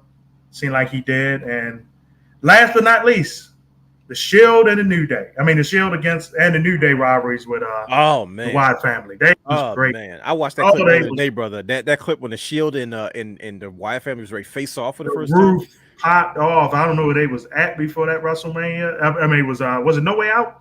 I think it was No Way Out. Don't even remember. That's the crazy part. We watched so much But, goddamn wrestling. I mean, I know, right? But it was. I mean, the roof exploded. I and I was like, watched man. that. I watched that early, and I was like, "Yo, what is going?" And that feud should have lasted longer too. Only lasted that couple weeks. But I think that's the made that problem last with one. the Fiend. Well, Bray Wyatt, his feuds didn't last long, and I he really know. didn't get revisited either. No, they never. Outside did, of the though. Cena one, you're right. They really didn't get it. But Cena and he was Undertaker. different people when he fought Cena. Think about it. He was the co-leader at one point, and then he Right. was transitioned to the Fiend in the second one. But he really didn't revisit his feuds. It was like once he was done, he moved on to the next thing. Yeah. You know, we want to thank Kane, by the way, Hugh, since you're back on, being a sacrificial lamb for Bray Wyatt. We want to thank him. Yeah, he missed it. Thank you. He did. I heard Kane did a whole lot. He was a sacrificial lamb, and we appreciate that. We really do. Because got the character. Hey, I appreciate it. But I'm gonna say this one thing about the Fiend. I love Yeah, go ahead. when. Remember when the lights used to flicker and everything was going off, and he would appear. Mhm. The Yeah. best one is when Jerry the King Lawler. Yes. And he was like, "Oh, I know what this is. I'm out." Oh yeah. He was the only one. He was like, "Nope." And he was like, "I'm gone." You talk about when he when he returned after being out for so long. Yeah, he was Yeah. in the ring or something, and the lights went off, and then he was like, "Nope." I know it flickered. He was like, "Nope, I know what this is." And he That was Extreme Rules, wasn't it? After the Seth Rollins and what do you call it? Seth Rollins. He wasn't in the ring for. All I know is I remember that one part. He was like, "Nope, I'm out of here." They were sitting at the comments. They were sitting at the commentators. They're like, "Nah, not it." But no, I think one of the favorite feuds that I liked to what you said, Brother D, was the his. I really enjoyed his feud with Randy Orton because they did it twofold. I feel like the second time it didn't really get the finish that it was supposed to get because of just everything that was going on. Yeah, that second was a little funky. The time off that he had, and I remember the first one was very deep because it's the first time we got deep with the whole Sister Abigail. I thought we were going to finally figure out what was going. Bray Wyatt was the ultimate mystery to me, and to this day, I'm so hurt that I'm like I feel like I still don't have answers, and it's like I felt like we were finally going to figure out who Sister Abigail was. Who was this influence that he's saying Sister Abigail that's causing him to do these things? And remember, they had that match where Randy Orton burned the house down because Matt Hardy was doing all his deletion stuff on Impact. You know what I mean? Right. He kind of Matt Hardy's an innovator. He's like introducing that whole cinematic movie space, and adding that to the show. Credit. He doesn't. That social media and stuff like that, and all the stuff that he did to kind of use it. And I remember saying to myself, man, this is really, really good. I think we're gonna figure out what's going on with the Sister Abigail thing. And of course, someone as sadistic as Randy Orton was the one to pull it off, man. But there were so many moments, but I do remember, where were you guys mentally and emotionally when the pandemic hit and you found out that Bray Wyatt had got released? It sucked, man. It really, really sucked. What were you thinking when he got released? Nobody was safe. At that point, I said nobody was safe from a release. Yeah. Yep. Right. Same thing. Right. That's the only thing I remember saying. Because it was right around. Did he get released first, then Braun Strowman, or Braun Strowman then him? He got released in July. He got released. He got released in the first cuts, I believe. Strowman was champion when he got released. We was doing that Strowman era. Yeah. Because remember, But then Strowman held. came after him, right? Mm-hmm. Because that's Strowman I held the remember just belt. thinking nobody was safe. That's All I when can say was Roman nobody went was home. Yeah. Roman had to go home for a second. See, I guess I'll say this. First I heard about it. I guess I'll say this. I was like, then you hear the he say, she say. Yeah. That was the first time I heard potential health problems. Really? I heard it was a budget issue. I heard he was making too much money and he wasn't really there. And he cost he was too much. he was I heard he was already on hiatus as it was. You know what I mean? I heard it's hearsay. He was on his way back and he was gearing up for like, all right, I'm gonna make my return. But then they were like, pandemic hit, and that was they were trying to recoup all that money. And I don't know what the real truth is, but that's what I mean. But exactly. You know, But I remember seeing that. I was like, yeah, nobody's safe. I said, at this point, they can release anybody if they got rid of Bray Wyatt. Yeah, and then turn around Braun Strowman. I said, wait a minute, he's like a mascot. Like you getting rid of the big beefy guy? Like that's Right. well, Braun got Who was released Flat at Beaver? the beginning of the Nick Khan era, um, and that's when it was like with him. It felt like Nick Khan was just trimming. but they said but yeah, I mean, I don't know. Triple H said that was all his call. He tried. I don't know if he's trying to protect Nick Khan, but Braun Strowman said they told him, look, man, you're making too much money. Like we got to recoup this. He was making he said he had just signed a deal for like $1.5 million a year in like less dates, and they were just like, like you're making too much money right now. This is a bad time. And he sat home. He did that thing he did with EC3 to control your narrative, and everybody left him. That saying over. Yeah, I mean EC3 is not NWA champion. That's Brandon's favorite brand of professional wrestling. But funky title match the other night. I said say that. Yeah, we're not gonna get into that. We haven't talked about much NWA. Only NWA we talked about is this NWA championship belt that I got. But yeah, man. But they always do though. You ever notice that? Shout out to Camille, 800 plus title day reign before dropping the title. Yeah, I mean I don't know. Derek Bateman. Wow, they call him Derek Bateman. But one of the things that I remember about Bray Wyatt is I remember first of all, the Fiend was amazing. The duality that he always had, such a creative monster, such a creative beast in the business. And then I remember the day when I found out that they re-signed Bray Wyatt and he was making his way back.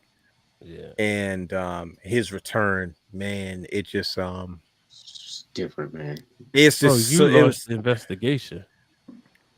That was the first. Oh, wait, that was the second. That was the one you said you wasn't going to, right? Because of what Homeboy did.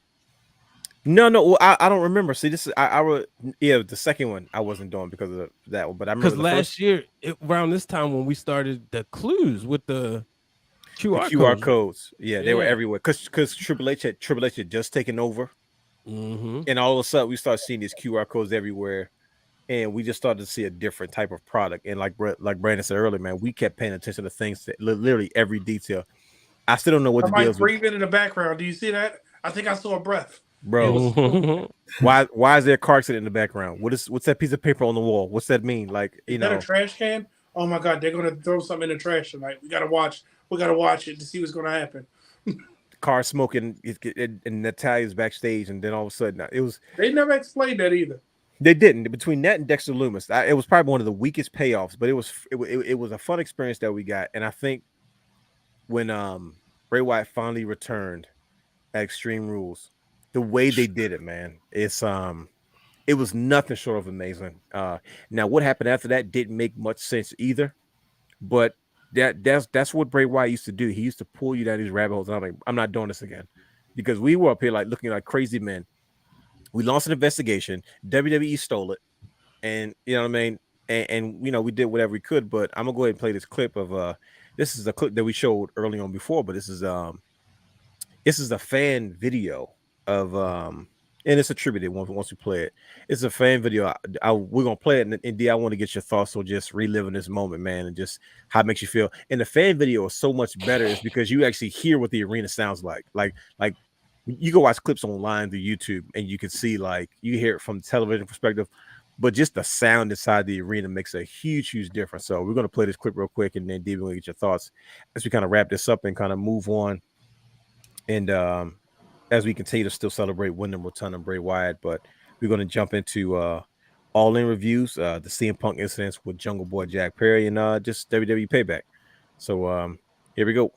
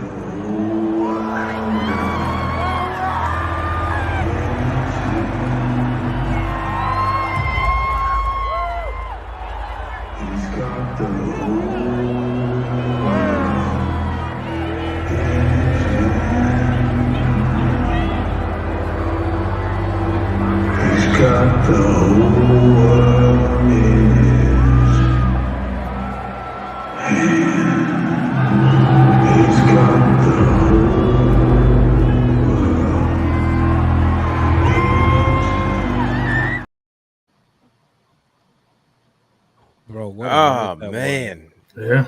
Freaking night. man, D, how does it make you feel, brother? Man, that was a great moment there. I know Tommy Dreamer was talking about it the other day on Busted Open. Him and Sandman, he was saying that Sandman was saying that he had the top pop in Philadelphia area. He's like, maybe ECW, but nothing was like Bray Wyatt, man. Nothing. Look at that. There you go. Look at that. Look at that chair. Take that on the cruise and smoke it. No, let me stop. Nah, I gave it to my daughter, but I might have to get this one back. Oh man, I watched that clip, man. I still get emotional about it, man. I'm It mad was. 'cause I think I deleted mine out of my phone to make space. I hope it's back. It's gotta be Maybe it's backed up. Yeah, I'm sure it is. Because I was Good. man, like I'm gonna go back and watch that whole clip. I know we cut that down for condensing purposes, so we wouldn't get flagged or anything. But man, I'm gonna go back and watch that clip. And it's like, how about the speech after that though he had, man? Yeah. You see where they said he was nervous? It was all real, like straight from the heart. Yeah, you could tell it was definitely a real straight shooting promo. You know, that was a great moment too. It's one of the lasting moments in his legacy, his career, man. And shout out to WWE and the tribute that they did to Windham. I remember I was with my child earlier, and I was telling him, I said, man, hey, you know, they probably, I don't know if they're gonna do SmackDown tonight, buddy, but they probably do some type of tribute or something. He was like, Wayne, I'm not gonna lie, I might get a little emotional, man. I might cry. I said, it's all right, man. You can go ahead and let go ahead and cry. You know, don't you, like it's all right. Like certain things you as a man, you're allowed to be emotional about, man. That this is one of those things. And I remember, man, it was just one of those nights. SmackDown had started, and it came on, and the girls was watching something, and they were taking too long to turn it on. So I ran upstairs. I said, y'all taking too long. And I wouldn't miss anything. So I turned it on. I turned on SmackDown, and they put it on there. They talked about, you saw the graphic, and it's just like, it's a gut punch as it is. And I'm watching it, and I just felt myself get emotional. And I remember when my son was telling me, and I was like, I can't let him go through this moment by himself. And I literally ran down the steps, and he was sitting in a chair on his iPad. You can tell he was trying to kind of ignore it a little bit. And I just grabbed him, and I wrapped him in my arms. And I just started patting his shoulder, and he just looked at me. He just started tearing up, and we both just started just kind of crying. And I was just like, I wasn't prepared for this. For him, right? Yeah, you know what I mean. First, real wrestling death of his generation that he, you know what I mean, that he had, because I was one of his guys. You know what I mean? Like Bray Wyatt was one of his guys, and he gives his Bray Wyatt action figure way more attention now that he has in a little while. And we had that moment. And I was like, I don't want my son going through this on his own. You know what I mean? And I think I might have started crying first, and then he started crying. And I couldn't take it. I was like, man, I don't do well with death as it is. And I was just like, yeah, man. And I was and Brandon was like, man, that was a wonderful tribute. And I was like, man, I wasn't ready for it. He's like, what do you mean? What was wrong with it? I said, nah, it wasn't nothing wrong with it, man. I got emotional, like, dang, you know what I mean? It's so many questions left unanswered, man. There was so much more for that character to really dig into, man. It's just really sad and unfortunate that he lost his life due to some whatever medical conditions that he had, man. But you know, we will always celebrate the life of Windham Rotunda, to us known as Bray Wyatt, and like I said, it just seems appropriate for us just to give him, one more round of applause, man. So definitely shout out to Windham Rotunda, known to us as one of the most creative minds the industry has ever been blessed to even be a part of. Bray Wyatt.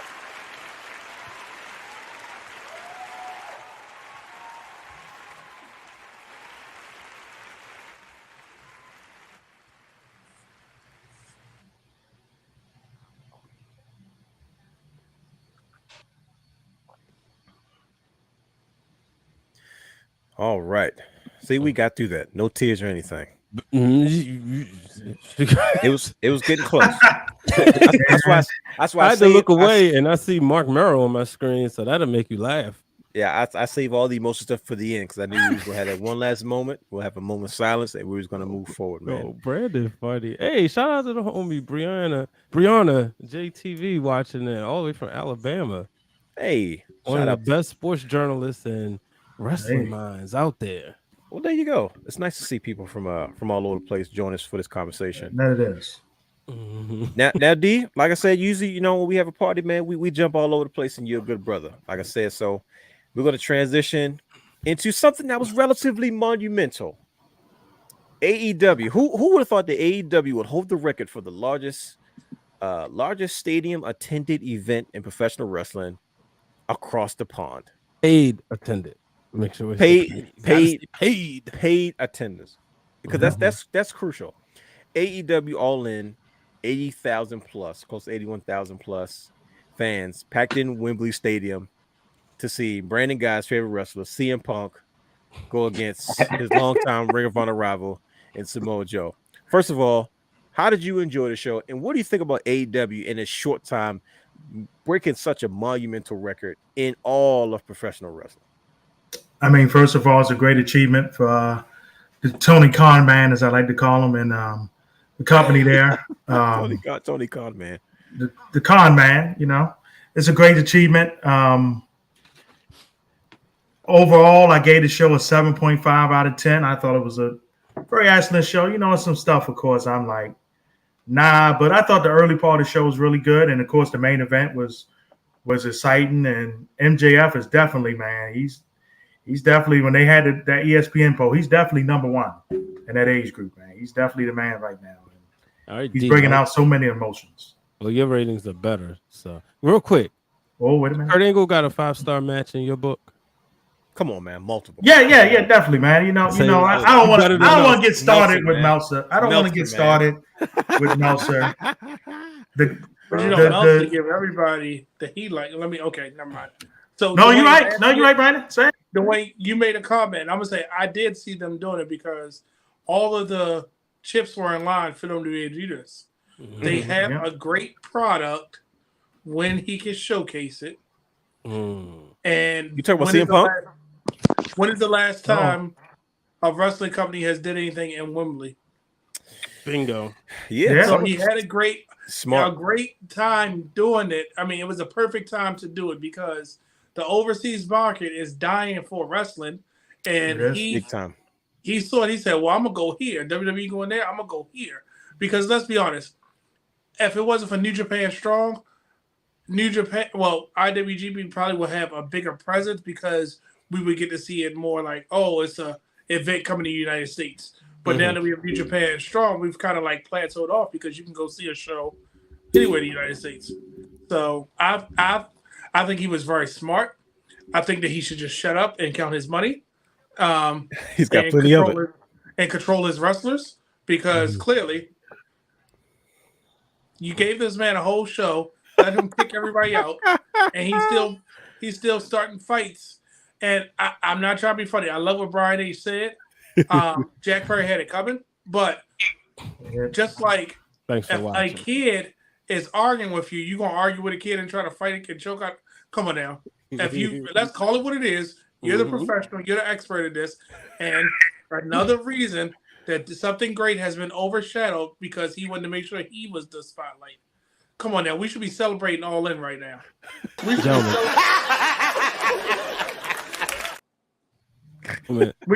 should be celebrating All In, but guess what? Anytime you go to anything, let me tell you about what happened backstage. Oh, great! I just want to know, was that really worth it, Jericho, to have you sing yourself to the ring and you really didn't sing? You just got a paycheck. Say Judas sang in front of 90,000 people. That's all. What do you mean he did? What do you mean he didn't really sing it? He did sing it. He sung something all right. It wasn't right. Did y'all get as part of my tardy? Realness? Was you able to obtain footage of the fight? I asked him that. The crazy part is Brandon asked the same thing. I asked him that. I forgot all about the footage. Look, let me tell y'all. I feel like we had the footage, and I feel like I Mhm. just didn't pick it up.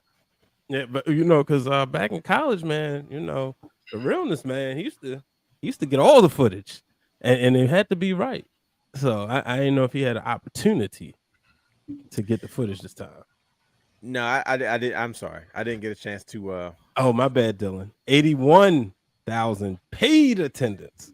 Oh, okay. So He there it did is. say that I like ain't gonna 80 put on the times. screen, but y'all see some of these comments. I am dying over here. Do you see some of these comments? I watched the comments all day, brother. Oh, wait, I have to put this one up there. Well, I celebrate All In. We didn't get to see half of it, but I wish that we could be celebrating because, like, and this is, I'm gonna give you something. This is a hot take, Brian. Are we ready to put Will Ospreay in that same category as a Daniel Bryan, a Okada, a AJ Styles, Kenny Omega? Are we ready to put Will Ospreay in that category? Yeah, that was his worst match. Oh, Thank you. Thank you. Thank you.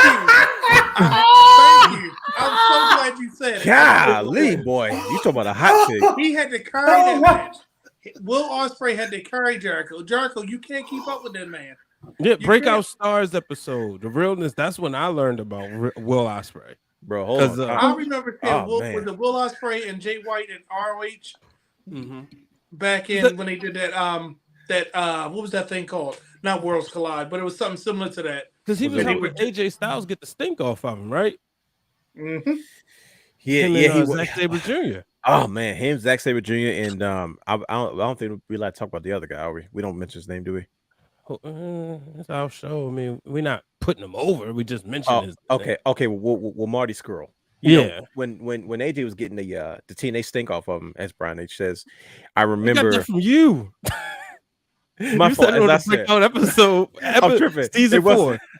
It was me. I'm sorry. It was because that's what he was doing. He was on his excursions. All his like Rev Pro UK run he had is that's how I got. That's Marty Skrull and Will Ospreay were like the rivals at the time, and then you had throwing Zack Sabre Jr. And I remember they had a triple threat match, was unreal. And I was like, he was a smaller guy, you know, he was still considered a junior heavyweight guy, you know what I mean? But oh man, that was a hot take. So you get one of these Brian H for that. One. That was, you get one of those, man. That was a Yeah. that was his worst match, and that's the biggest. Thank you. That's the I biggest was so compliment. disappointed That was the biggest compliment to Will Ospreay. Go ahead. because he's. How do you have him and Kenny Omega at the last big pay-per-view do a 27-star match, and then you come down to this Jericho? Why? Why Jericho? Why? I mean, you know, he had to get in the ring. He had to get in the ring with the big name. He had to get in the ring with the hottest young talent. And I don't know if you guys did you see Will Ospreay's promo before All In when he showed up in AEW?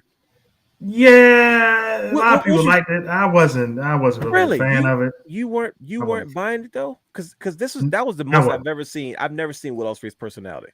And Now that's true. We haven't, so that's why I think a lot of people were surprised I at think it. because he stays off the mic a lot. He only does the press conferences. He was out there like a tough guy, and he was like fired up, and he said some real stuff. I said, "Wait a minute, Will Ospreay, I didn't know you had this in your bag." I mean, they had the Johnson head. You know, it's a family-friendly show, so I won't call him with Don Callis, the Johnson head. You know what I mean? Really though.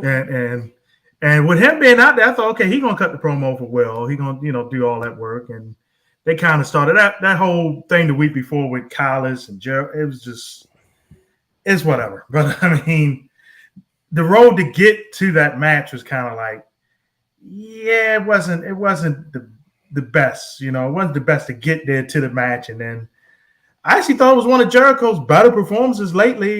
He hung. I ain't gonna say he fully kept up, but he hung. He pulled the look. He pulled the wagon. He pulled the wagon on his own a little bit, but Will had to kind of lead him. Come on, old man. I mean, come on, Jericho. Come on. Don Jericho was only there to perform Judas in front of all those goddamn people. I mean, that was the Ospreay reason. showed That was you. the He main said, reason. "I can be. Watch what I'm gonna do. I'm the Will Ospreay ain't had to go that hard in that match." Though. Wait, hold on. Nah, he didn't. Hold on. One second. Okay, there it is. Wait a minute. No, is that true? Do we got it? So we do have it. Okay, hold on. Brothers. Breaking news. Breaking news. We We were able to get the footage from from this is the hold on. This is the Jungle Boy and CM Punk fight, right? This is Jungle Boy. We got it. No, we can run it. Can we run it? Okay. Listen, Okay. yo, we have it, ladies and gentlemen. We have the Jungle Boy, Jack Perry, and CM Punk fight backstage. And listen, you got to see this now because they probably going to take it down. We're probably going to deal with some legal issues, but because you guys are here, watch with us. We have the footage. We're going to play it real quick, and hopefully, like I said, we're just going to jump right into it before they, we get flagged. Hopefully, it's in the middle of the show, so they can't take it down. But ladies and gentlemen, we have the actual footage of CM Punk and Jack Perry getting into it backstage at Wembley Stadium, literally in Wembley Stadium. Here it is.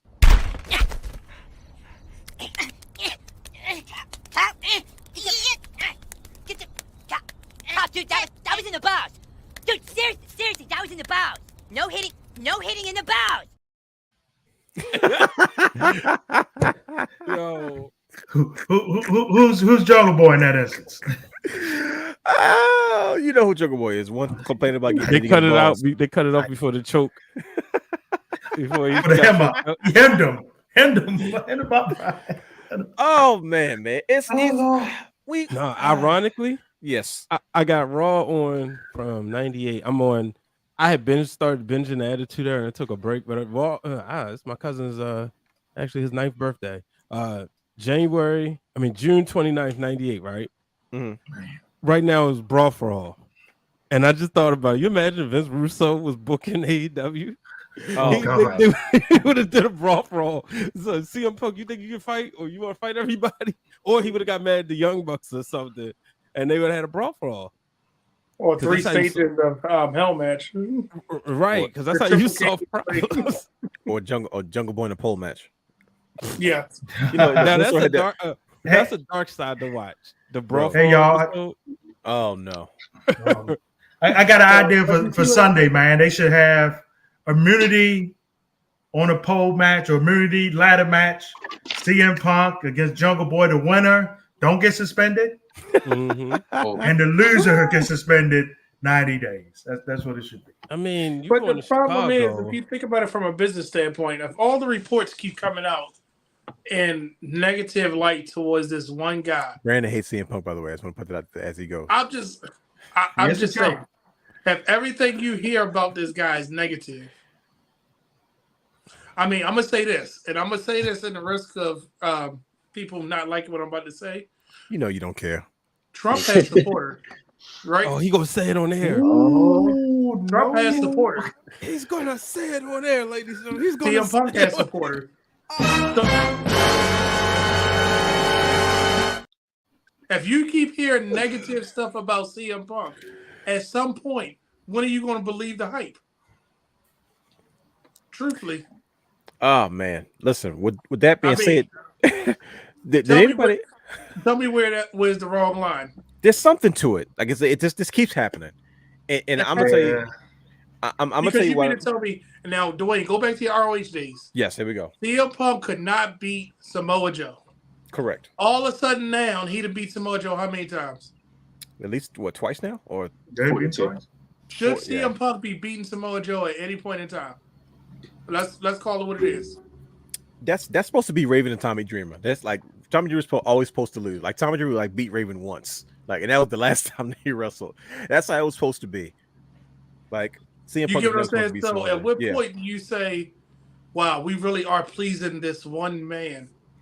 He's a moneymaker and he knows it. So before we actually go deep into the CM Punk situation, because Brandon just already went there. That did anybody? Did anybody have a favorite match or favorite moment for AEW All In? Brian, what was your favorite match? And D, go ahead and jump in and tell me what your favorite moment was. That moment Queen's music hit, and I was about to say the same thing. I thought that was cool when she brought her family out. Yes, right there. I felt it.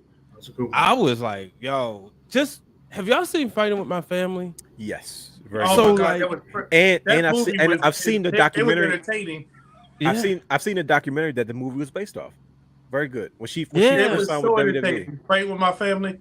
Yeah. So to see, and y'all know, like I was a fan. I watched the matches that her and her mother had. Mm-hmm. So I was like, they wrestled like mother and daughter, did they? No, They definitely wrestled like they was mother and daughter. if you think Vincent and Stephanie was something, or Vincent Shane was something, go back and watch them too. And you wouldn't think they were related. Yo, she got her Bruce Hart moment in there. So big Saraya. I said both named Saraya now. Yeah, she got her. You know, you remember Bruce Hart wanted to get a little punch in this Canadian Stampede match. She got her moment in, but I thought like that moment, the match, everything. Like I know it was the shortest match, and I didn't like that, but for her to get that moment, and it's sad that it's been outshined, but for her to get that moment, you got Mercedes Monet in the crowd. They didn't shy away from it. It's like we already know where we're going. We just at this point we waiting for Mercedes to get her foot and get out of the boot. And yeah, I'll be happy if we can get that as a main event on a pay-per-view. But can Saraya keep up with Sasha Banks? She'll adjust. You didn't answer the question. He didn't answer the question. I'm answering it for her. Sasha will adjust to her. That's what I mean. Because Saraya right now, and I think it was Crystal or Ciandor. It said like she's wrestling scared. She's definitely a shell of herself. She's wrestling very, very safe, which I don't blame her. I love Saraya. Like I who's like it's like Lita, and granted with Lita. See, Trish Stratus is just on a different level. But also her style was different. Lita's style was special back then, but now everybody's doing it. Sure. And Lita is not going to do the stuff she was doing before. And so Saraya, that's the thing, but she's a great storyteller still. She's gonna make those facial expressions. So I was excited for her. I love Saraya. I don't care what nobody says. She's I was happy for her to get that moment, man. I fell in love with her on Total Divas. I remember that. Yeah, you held the whole grudge with Sasha for 2 years. I did. I was beefing. But did y'all notice there wasn't that many single matches? Everything was a packed. Fit them on the card. Yeah, get them all on. Get them on there. Get all on there. Yeah. But I'm surprised, Dwayne, you didn't say about your favorite wrestler winning another title. Which favorite wrestler are we referring to? Because they got 30 titles. Like I don't. Yeah, they do. They got more titles than your case there, Brandon. And that's a lot of titles. I was saying you talk about my man Hook retaining or regaining back his FTW at 0 hour. I'm talking about Billy Gunn. I'm proud of Billy Gunn. I'm happy for him. He is he's like a dad working with students, man. I'm happy for Billy Gunn. Did y'all see the new belts? I did. They're pink. I was just like, I'm be honest with you. I've never been a fan of those. Don't tell me they changed the trio again. Yeah, they're pink. Y'all have a good night. They have scissors. They have scissors at the end of the belt straps. Yeah, they're pink. We're gonna have to get them. They're pink. The straps are pink. Wait a minute. The one time I didn't watch what you call it. Brother, you has plenty of Dolph Ziggler shirts to match them. So yep. I haven't said it in a while. Brother, Ziggy Job Dust. Oh wow. He's gonna kick you out. He really hates Dolph Ziggler. Like, I don't hate him, man. He hates Dolph Ziggler. Just like the same I hate what they've done to him, man. You shouldn't even give him credit when he became NXT champion, bro. Oh, yeah, he did. Oh, yeah, like see, he legitimized that title and to help Braun go to another level. He did. No, you're right, Braun. You're right. He made Braun Breaker. He was Braun's OG. He did. I can't deny that. Yeah. So any more slander, we're kicking you off the show. He said something about Kane already. He said something about Dolph Ziggler. Exactly. D, you running out. I want you to stay with us, man. But now you just gotta say something good about Hogan. Look at him. I'm good. I mean, it ain't my fault that they tribute him in that CM Punk match, man. He gotta get it. He might have CTE, man. He gotta get his memory right, man. Seriously. Maybe. Oh, you know who, brother? Oh, boy. Was there any other moments from All In? First of all, I think they put on a really good presentation. That's the sad part. Because it's nothing nobody's talking about. Eric Bischoff had a point. Right, Eric Bischoff was not wrong about what he said. He's like, I don't care how many tickets you sold or whatever. What it looked like. He said the presentation looked half what WWE has done. And there was no big match feel to it. It was just a regular AEW card. I enjoyed it for the sake of his AEW. Like for a number 2 company that's ballsy to put on the show that they looks did. so good. all I can say is I love Collision, guys. I love it. It looks good. It looks totally different than Dynamite. Brandon and loves Collision Rampage. too. It didn't have any big match feel to it. I Not will at say all. that. I was like, what's the one thing like, oh, we're gonna build up to this. And then you had because we've seen them already.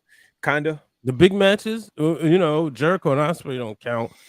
I think have we seen that? because Jericho's not. We knew he wasn't gonna be able to keep up with Ospreay but anyway. if this would have been Bryan Punk for the first time in AEW, even though we've seen that before, it would have felt like a big deal. There you go. Yeah. Or even if you would have Omega and Bryan part 2. Omega Bryan part 2, Okada Bryan part 2. Even Okada Omega, as many times we've seen that match, if you'd have put that match there, it would have felt like a big deal. Yeah, but all your big deals are all banged up because you let them wrestle such a reckless style. They got to take all their time off. Yep. And that's the thing. Casual wrestlers said it best. We've seen all these matches every week. And that's let's put that on the screen, brother. But I'm so happy he didn't call all the New Japan guys and say, "Come wrestle." You know what I'm saying? What New Japan guys? You know what I mean? Kobashi looked kind of washed up right now, man. He was in that 6-man. He looked a little washed up. Yo, they're playing the hits that we've already seen already. Like the same guys that's in AEW running in from New Japan, the same guys we saw Ring of Honor do the same thing years ago when they had their partnership. So it's like, like it was refreshing to see Shinsuke Nakamura stateside before. Like they introduced us to a whole nother demographic and we became fans of them. And then NXT took all the money from it. You know what I mean? It's like now you're pulling from the same boat. It's still the same Kota Ibushi. You know what I mean? It's still the same Katsuri Shibata. Like it's the same thing. And it's like, okay, it is what it is. But I think AEW did a good job. But that's just the fact that you were able to set that attendance. I know Wembley has been pushing for WWE to do, like Brian said, it for that event there. I know they were upset with WWE because they elected to go to the O2 Arena instead of actually doing that full-blown stadium show. But I'm almost sure that WWE is going to try to do something to blow AEW out the water. They have to. Yeah, it's you know how that goes down, brother Hugh. Like it's I'm sure Vince was pissed. Like who? Like he Pal, you should have been there. That's the one professional wrestling record he doesn't have, and Tony Khan knows it, and he's just getting under his skin because he just loves to play this game. Man, don't say that. He ain't getting nobody tickets. I don't know what's going to happen next with AEW because the CM Punk situation happens. He gets into it with Jungle Boy Jack Perry, Brother D. He got into it with Tarzan. And here's what I'm confused about. And Brandon said what he had to say, but D, I want you to tell me what your 2 cents about the situation. The rumors are saying like CM Punk hates AEW, so why does he keep trying to come back? Are they really paying him that much? Does he really need the money? It's because he's still the same CM Punk. He wants to be featured. He's walking around with the old AEW championship around his waist because he wants to feel like a champion. He calls himself the real world champion. I don't think that's a Tony Khan idea. I feel like that's CM Punk. Like, well, no, I didn't get beat for it, so I want to have this as a like. He really thinks like him and Samoa Joe are fighting for that championship. It's called the Real World Heavyweight Championship. I was like, wait a minute, this is once again you just added another title to your 30 ones that you have, and it's just I don't know. And not even including ROH because early in the night, Adam Cole and MJF finally had their double clothesline moment, which was amazing for the 81,000 people, and they became the Ring of Honor Tag Team Champions. And then they had to fight later on in the main event. I don't know; these pink belts look kind of cool. I knew it. See, I'm just saying, you'll have them next week, guys. You know, so a lot of scissoring going on. So it's hey. So I'm just this is why Brother Brandon will never cap at belts. Oh man, he'll never cap at belts. I don't care what anybody say. I put his collection up against anybody's. He's not capping anything. He swears he is. And then listen, and if he caps, guess who benefits? Us. Yep. So, he needs new homes. And guess what? I have a home. So it works out too well. So shout out to AEW All In. I mean, we could go with you match by match, but it's just like, well, we talk about nobody want to talk about that. They want to talk about the fight. Whose fault is it? Is it CM Punk's fault or not? Dukaroo. I'm gonna stick with Jack Perry. So go ahead, Brian. I don't think we have publicly spoken about why you feel like it's Jack Perry's fault. Because at the end of the day, like when you got 2 vets, OGs, whatever you want to call them, trying to look out and tell you one thing, you're at fault. You know what I mean? And you want to go against the grain. Now, Trying to make that some doesn't noise. mean CM Punk is innocent. Tony Schiavone's innocent because he ain't do nothing. CM Punk Did he get jammed up, Tony Schiavone? Nah. Okay. That's what I'm saying. You know, reportedly CM Punk said to him, "What you know I can beat you." Okay. What? You're still reportedly. And then his Samoa Joe had to convince him. You know, this thing done got out of whack because, you know, it's more rumors by the minute. They say he got Miro's face, which I don't believe that part. You know, then they said he was knocking TV down and Tony Khan got hit in front of Tony Khan, in front of the gorilla position. Yeah. Which I think is funny. If Tony Khan watched it, he probably have his line to jack his eyebrows up. Yeah, he probably missed it. He probably was taking a nap. No. Boy, eyes be wide Wow. open, don't they, boy?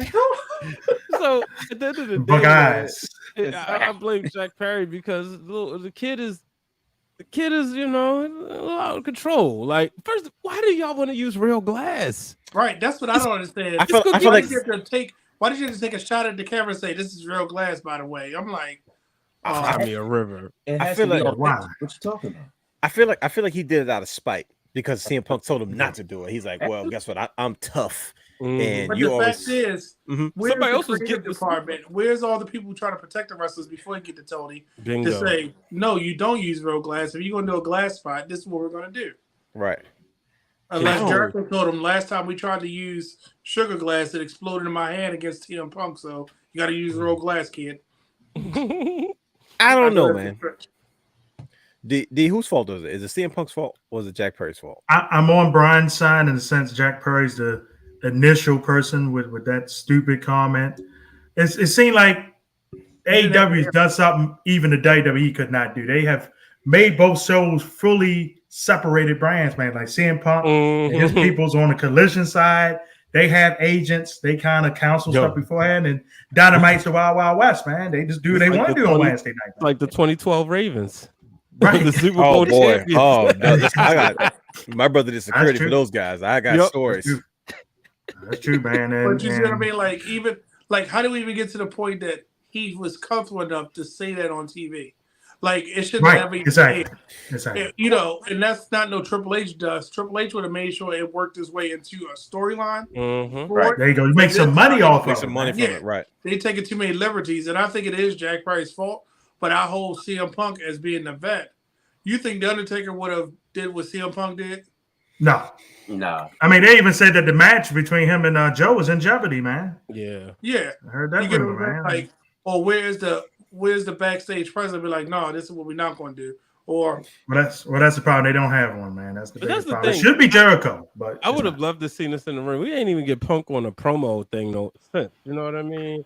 Like, Price on the NDA. yeah, no, I would love to see him do a press. We haven't got, Okay. you know, that's No, after that last one, Nah, we don't need that. I said no. Punk did the same thing though. He took a shoot, and put it on camera with him and Paige. Now, granted, like Definitely you broke did. it down here on the Wrestle Around Now podcast, Adam Page messed with the money, and that's the biggest issue because no matter what, CM Punk is still the money. Right. And he knows Nobody else has gotten their way up to CM Punk like dollars as far as brand recognition. We can Yeah, say all we want about merchandise, all that MJF, stuff. but he ain't there yet. no, You know what not the yet. moneymaker is. He You know can't who the sell out an moneymaker is. arena. He can't sell extra tickets if you announce his match, unlike Bingo. CM Punk. And I'm not taking it away from him, but it's because he's attached to. Let me see what he's going to do next. Mm-hmm. And MJF, you know what you're going to get, but this MJF and Adam Cole dynamic is a different dynamic right now. So you really don't know now. So that's selling it within itself too. Who's going to turn heel first, Adam Cole or MJF? Got to be I'll Adam give Cole, it up. man. Got to be Adam Cole. I don't trust the situation, bro. Because Adam Cole, I watched his interview with Renee, and she like, "Are you sure?" He like zapped her, like, "This is why I'm not doing this, Renee. Like, why can't you just accept that people change?"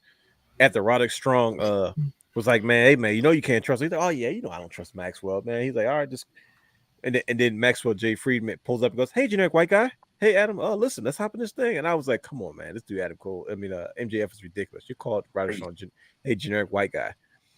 But like now Adam Cole's in love with MJF, and I'm like, who's going to turn on here? And I remember the night previous Dynamite, he almost put the ring on, was about to hit Adam Cole. He changed his mind and gave him a hug instead. I was like, come on, man, who's going to turn on who? But anyway, we're not going to.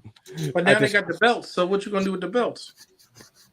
Well, they're trying to put. They usually put like a former Ring of Honor name on it in Adam Cole, and now they give once again.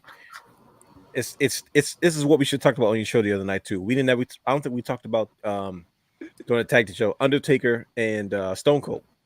Yeah, I felt one of the funniest things that Undertaker and Stone Cold in the tag team chat was that Undertaker had both belts. He would come out with the 2 tag titles, and Austin would come out with his smoking skull or whatever it was.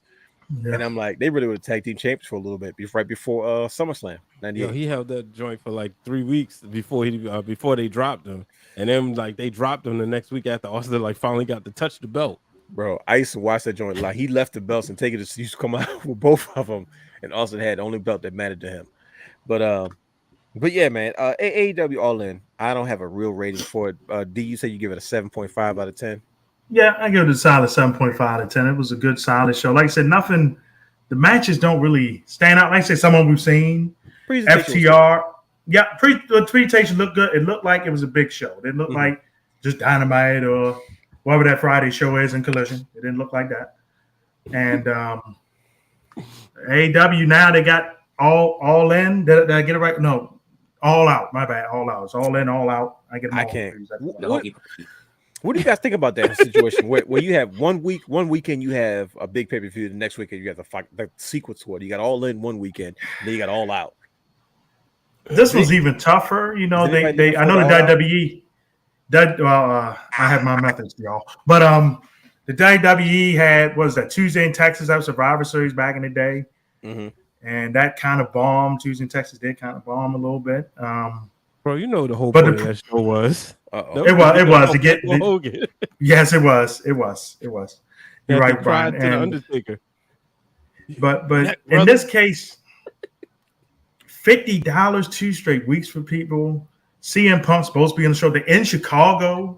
He can't even be on the show now.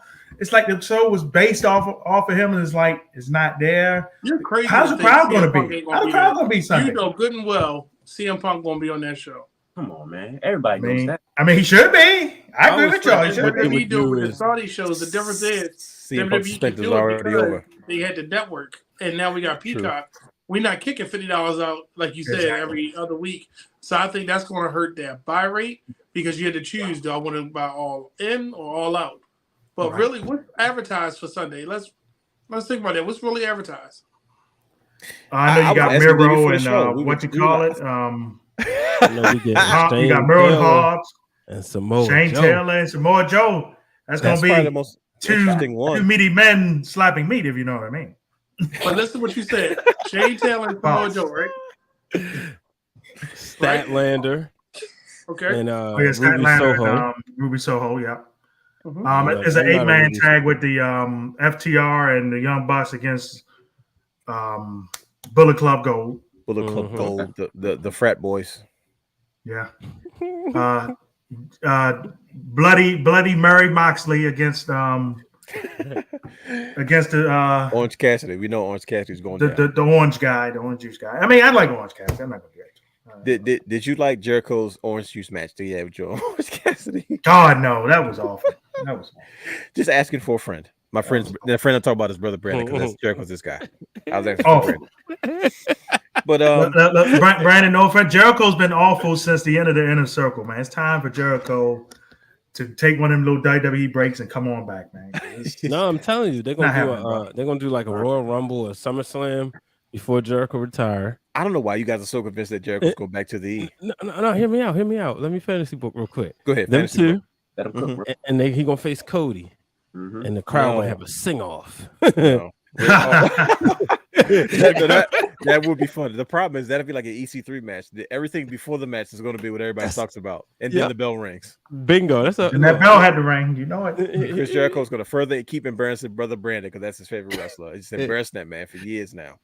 Mm-hmm. You know how many times the fans don't know how many times Brandon used to go to bat for Jericho. Listen, All why the don't time. why don't they just put the bet on Jericho? No, wait, hear me out. Let me explain. He used to have it fully booked, He sounds just like her. full blown scenarios about how it could make it work. And I'd be like, Brandon, they can't put a bet on Jericho. Well, why not? It makes sense. I'm like, every answer to something going wrong can't be listen. They should have just why do you not just put it on Jericho? Wait a minute, hear me out. Let me explain. And he's already in his Everything there, mind. they put it on Cena. I mean, Cena and just Jericho, 2 different pay grades.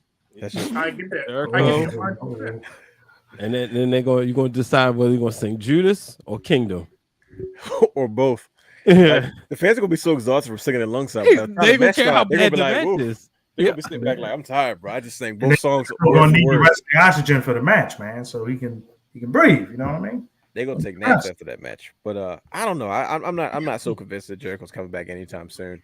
I think he's gonna have gray in his hair by the time he's like, all right, well, I really can't wrestle now. It's nothing for me to He's do. gonna cut it again. He probably Might will. died again. Who knows? We're supposed to be talking about All In, and I think we did a good job. Yep. Good presentation. For it.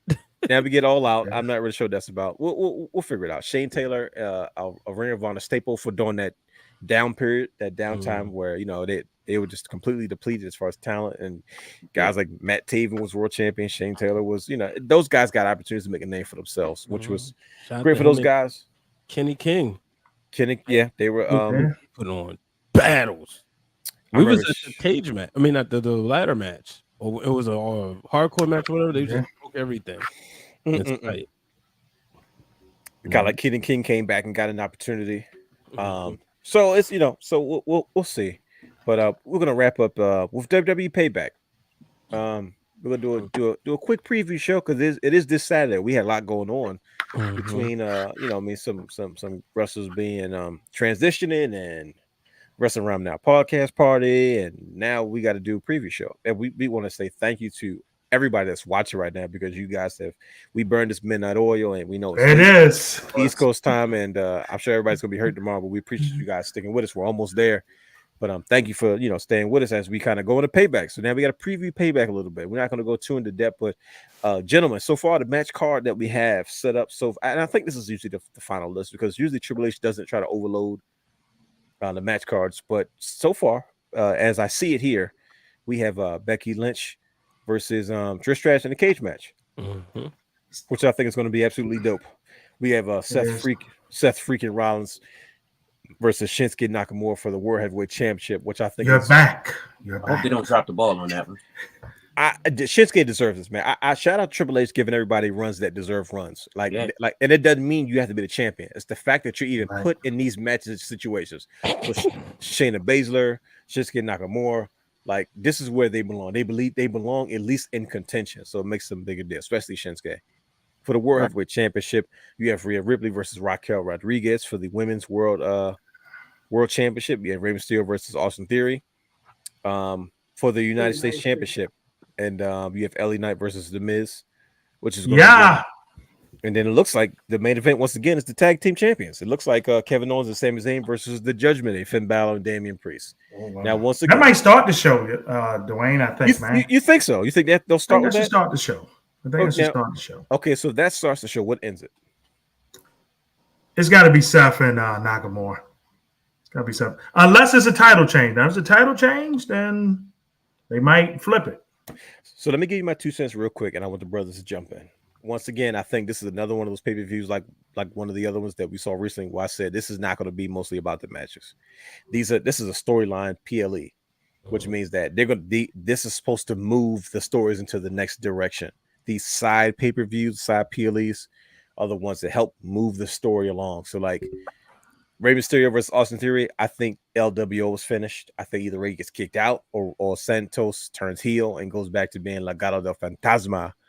And you know what I mean? Because Rey Mysterio really benefited from Santos's unfortunate injury. And come on now, why wouldn't Santos want the opportunity to win a championship from freaking his idol, freaking Rey Mysterio, the guy who set the bar for lucha and modern day professional wrestling, especially on the main stage, right?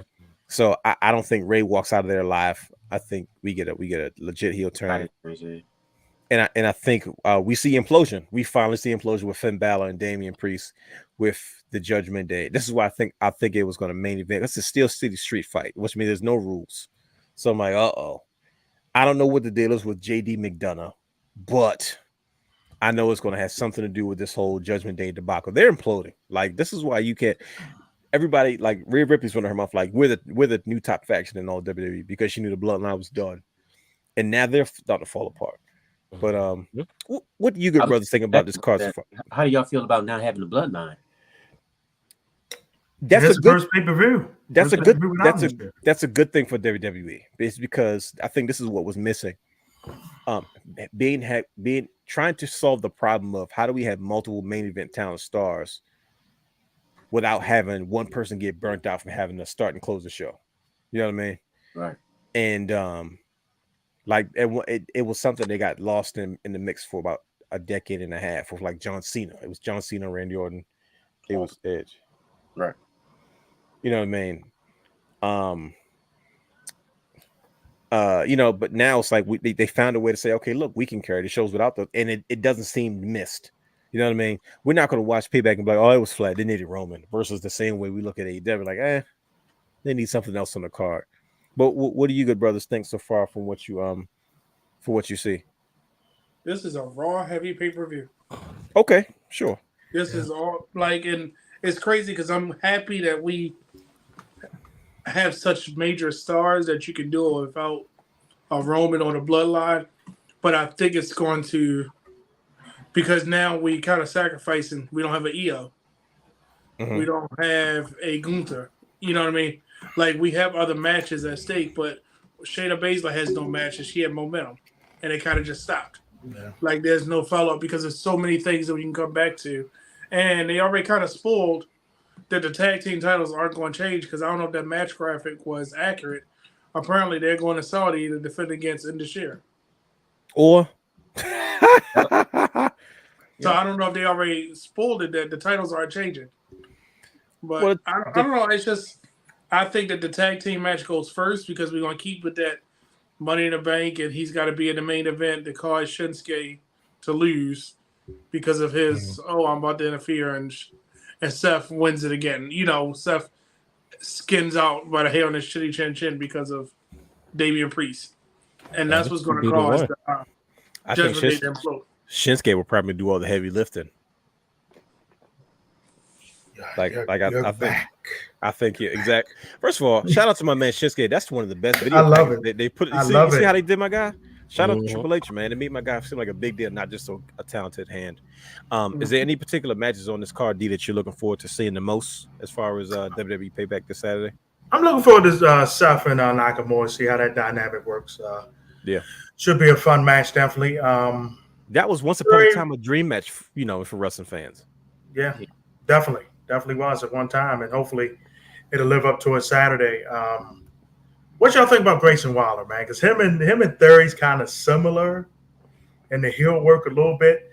To me, one needs to be on one show, one needs to be on the other. I know they're trying to get Waller over with all his interaction with legends and his own show and not that much wrestling with him, but he's an acquired Australian taste. But we'll see how far he goes. I think he's one of those attractions that you need, one of those personalities. You know what I mean? Yeah. Because think about it, I think it's because of what you said. He's that young, new. You know, you got to have the what was Jericho's show called? Jericho's Brandy. With Brandy. You know, what was Jericho's show? What was his show called? Jericho's show. With the Jericho highlight reel, right? Highlight reel. Right. Yeah, I just remember the Jericho 3000. It was the highlight reel. So you know what I mean? You had to highlight. Of course, it all started with Piper's Pit. You know what I mean? Then you experimented with the Heartbreak Hotel with Shawn Michaels. You know this, and I think Grayson Waller is this next year. We had Miz TV. KO show. KO show. Yeah, the KO show was good. Yeah, so and I think he's just this next generation of while he develops. You know what I mean? He's a young Miz. That's exactly who he is. He's definitely an Australian Miz, and it's obvious that Australia is a market that WWE is really, really trying to. Yeah, Rhea Ripley's done well, and Buddy Murphy was perfect when they had him there at the time. Oh, Drew in the building. Yeah. Drew Willingham in the building. Brother. Hey, Drew was cracking. Drew. Talk is Jericho. Yes, Oh yeah, That's the podcast. that's the isn't it? podcast. That's Yeah. that's a podcast. The highlight reel was his Was thing this in the the ring. show? Yeah, and Thing in the Ring. Yeah. So, but yeah, I it's think Nakamura got a chance. I he do does too. I'm But we feeling got very. Damian Priest that's going to be lingering. I think that's going to be what cause it. I feel like very like what happened with Jinder Mahal. You know, kind of caught us off guard, and then it was like, oh, okay. But Short yeah, title I think it would be short. Well, you know, I've been on the bandwagon, and I think Steph needs to take a break. You know, even if he comes to the shows, he just He needs to I rest. would We need him for Mania. bingo. You know, because he need to be 1-on-1 in the main event with the tribal chief. Unless he's waiting for Oh. Survivor Series to go one-on-one. Maybe he's waiting for Survivor Series, and that's how he gets written off. Who needs to be in the main event with the tribal chief? Seth Rollins. This is what the tribal chief called for last year when he sat down with what's my dude's name that fight? Daniel Cormier. He said, well, who you think should be your main event for WrestleMania 40? He said Seth Rollins, because you know we got this long history. It only makes sense. And Roman got to get that win back. That way Roman can go all the way to next September and break Hulk Hogan's record, one of Hogan's records. Nope. I think they save it. I think Steph's going to save it to Survivor Series so they can go one-on-one. Unless they are they doing War Games this year? Don't know yet. Haven't heard word. I mean, if I think of like if you fantasy book, right? If they was to do a War Games, I think you're looking at Judgment Day versus somebody. Yeah. If there is still a Judgment Day. I think there will be. You know, there's no way in the world. And Sami Zayn putting together Drew and Matt Riddle and there you go. Yeah, that'll work. So you guys don't think this is the last time we see Judgment Day at WWE Payback? Don't think so either. They're too hot right now. Yeah, I think they just got if they new wind up merch. with the belts, I would be surprised. Because Rhea said it, but you know, Rhea and Raquel got a potential to be a sleeper match that everybody's probably not expecting. Yeah, I feel bad for Raquel though, man. She's gonna get booed in Pittsburgh. I think. Why? I don't think the fans are ready for it. Rhea's just too hot. Yeah, man. I think she's gonna give Rhea a match finally though, because you know. Definitely. Yeah. And that's been mainly to solidify her as a leader of this male group. Yeah. You know, she goes out there. She's definitely a leader. Yeah, and that just helps because, like, you know, I'm taking care of business, but y'all not. So, but I think overall, she's always out there alone. Huh? And she's always out there alone. Yeah. So I think she goes at it alone. And I think Raquel will give her that match. It won't be like, you know, the matches she was having with Natty. It'll be more like Zelina Vega, you know, but still more competitive. And I think Raquel will push her to, you know, the limit. But in the end, I don't see. We gotta give Raquel some singles action though, man. Yeah. I don't see her doing her signature pin. Hey, I do. Like that pin. I do. She's gonna do it. Watch. Unless she make her tap out. Because what body part was messed up? Her shoulder. Was it that or her leg? Bro, it's something different every week, bro. Yeah. I thought it was in me. She gonna make her submit. She gonna put her in there submission hold. I hope my girl win, but I don't think so. I think Trish Stratus losing. Trish got to move on. God think what Trish Stratus is losing. I want to see her. We need her to move on to somebody else. And Becky and Becky's just been a little in place. Maybe it's time for her and to go at it next. Her and Rhea Ripley. Her and Shayna. No, give it to her and Shayna. Let them have that feud that they never could really. Yeah. Her and Shayna work. That'll work. Shayna needs a feud like that. Yeah. But yeah, the women are telling good stories. Mm-hmm. There, nobody do it better than Shawn Michaels though. Yeah, NXT. I said it earlier, man. NXT Women's been off the chain. Shawn Michaels is Shawn Michaels, man. And he's down there doing Shawn Michaels things. He the GOAT at producing. Big sauce.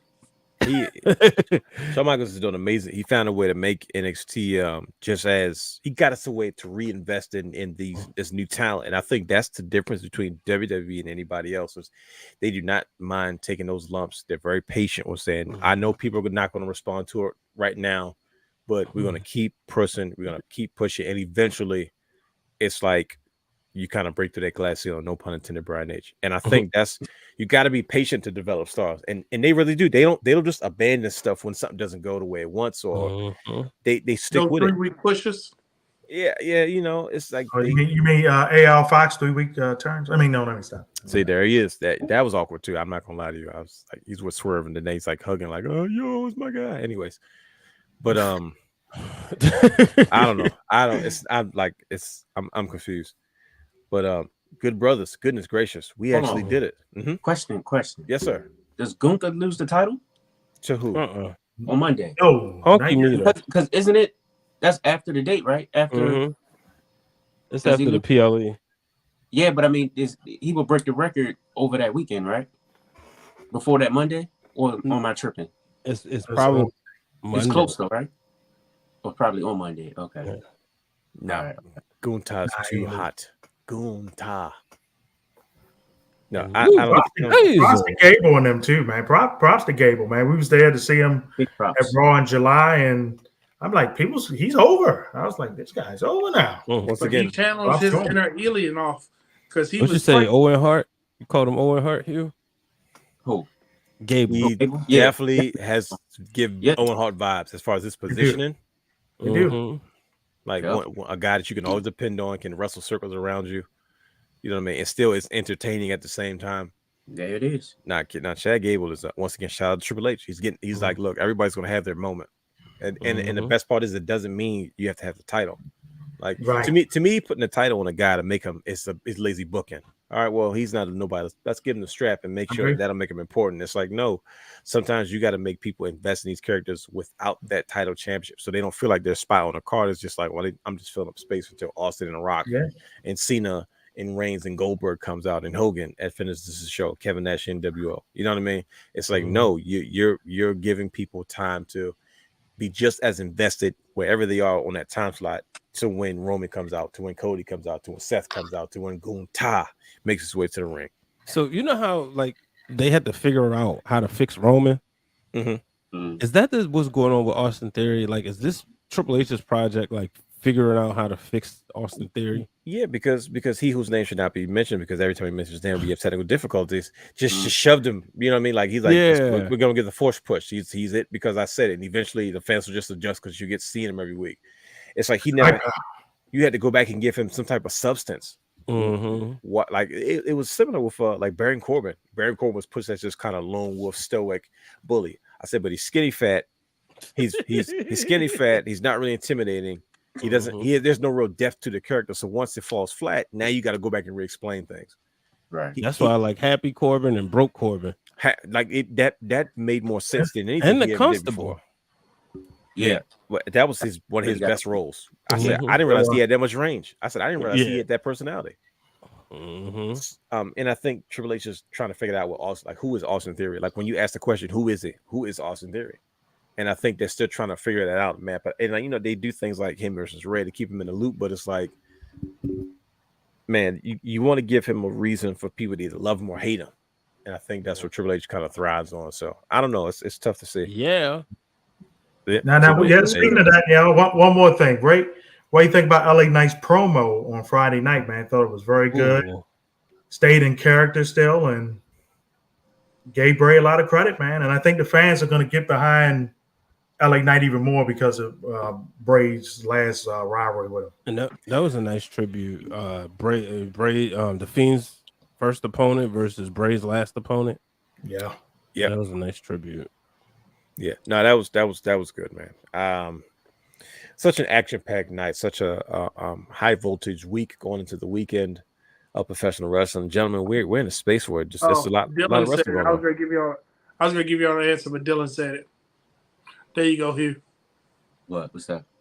So we need 7 more days for Honky from the past Honky Talks record. Okay. So next week we'll celebrate. I knew it was close.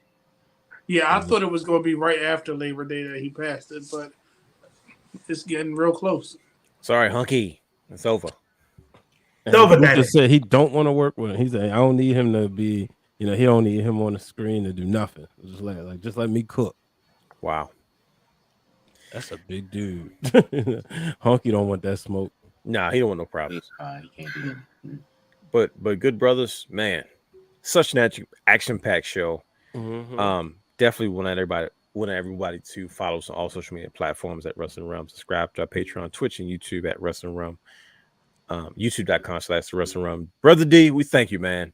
We can't thank you enough for sticking it out. And I know we want to really reschedule, man, but we just wanted to thank you again, just for being on the show with us today, and just having this moment with us, man. And I know it was a difficult situation.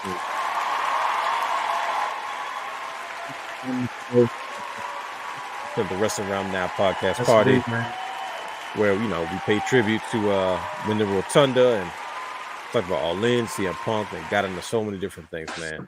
So, like I said, we want to thank you again just for joining us. Is there any last places you want to any last projects or anything you got coming up, and also plug your social media and your famous YouTube channel where people can find your work and so on and so forth? Well, yeah. First of all, you can check us out on Dye Sporting Network via YouTube, Facebook, Instagram, the Twitter, X, whatever they call it now, Dye Sporting Net, and Cash App, the money sign, Dye Sporting Network. All donations are appreciative. And we got high school football coming up throughout the fall here. A couple fall leagues coming up. I'll be doing a project called The Challenge coming up in October. I'll be at Loyola Blakefield for that, basketball related.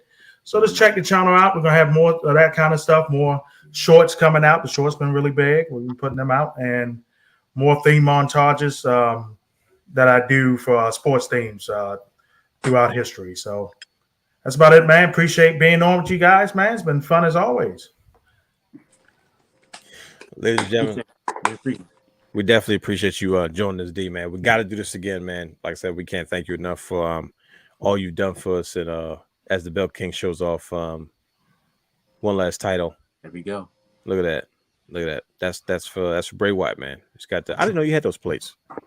Yeah, you'll remember the story behind it? I don't remember.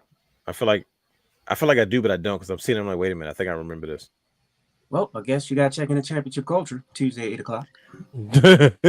Great promo. Excellent segue. And on that note, because every belt has a story, right?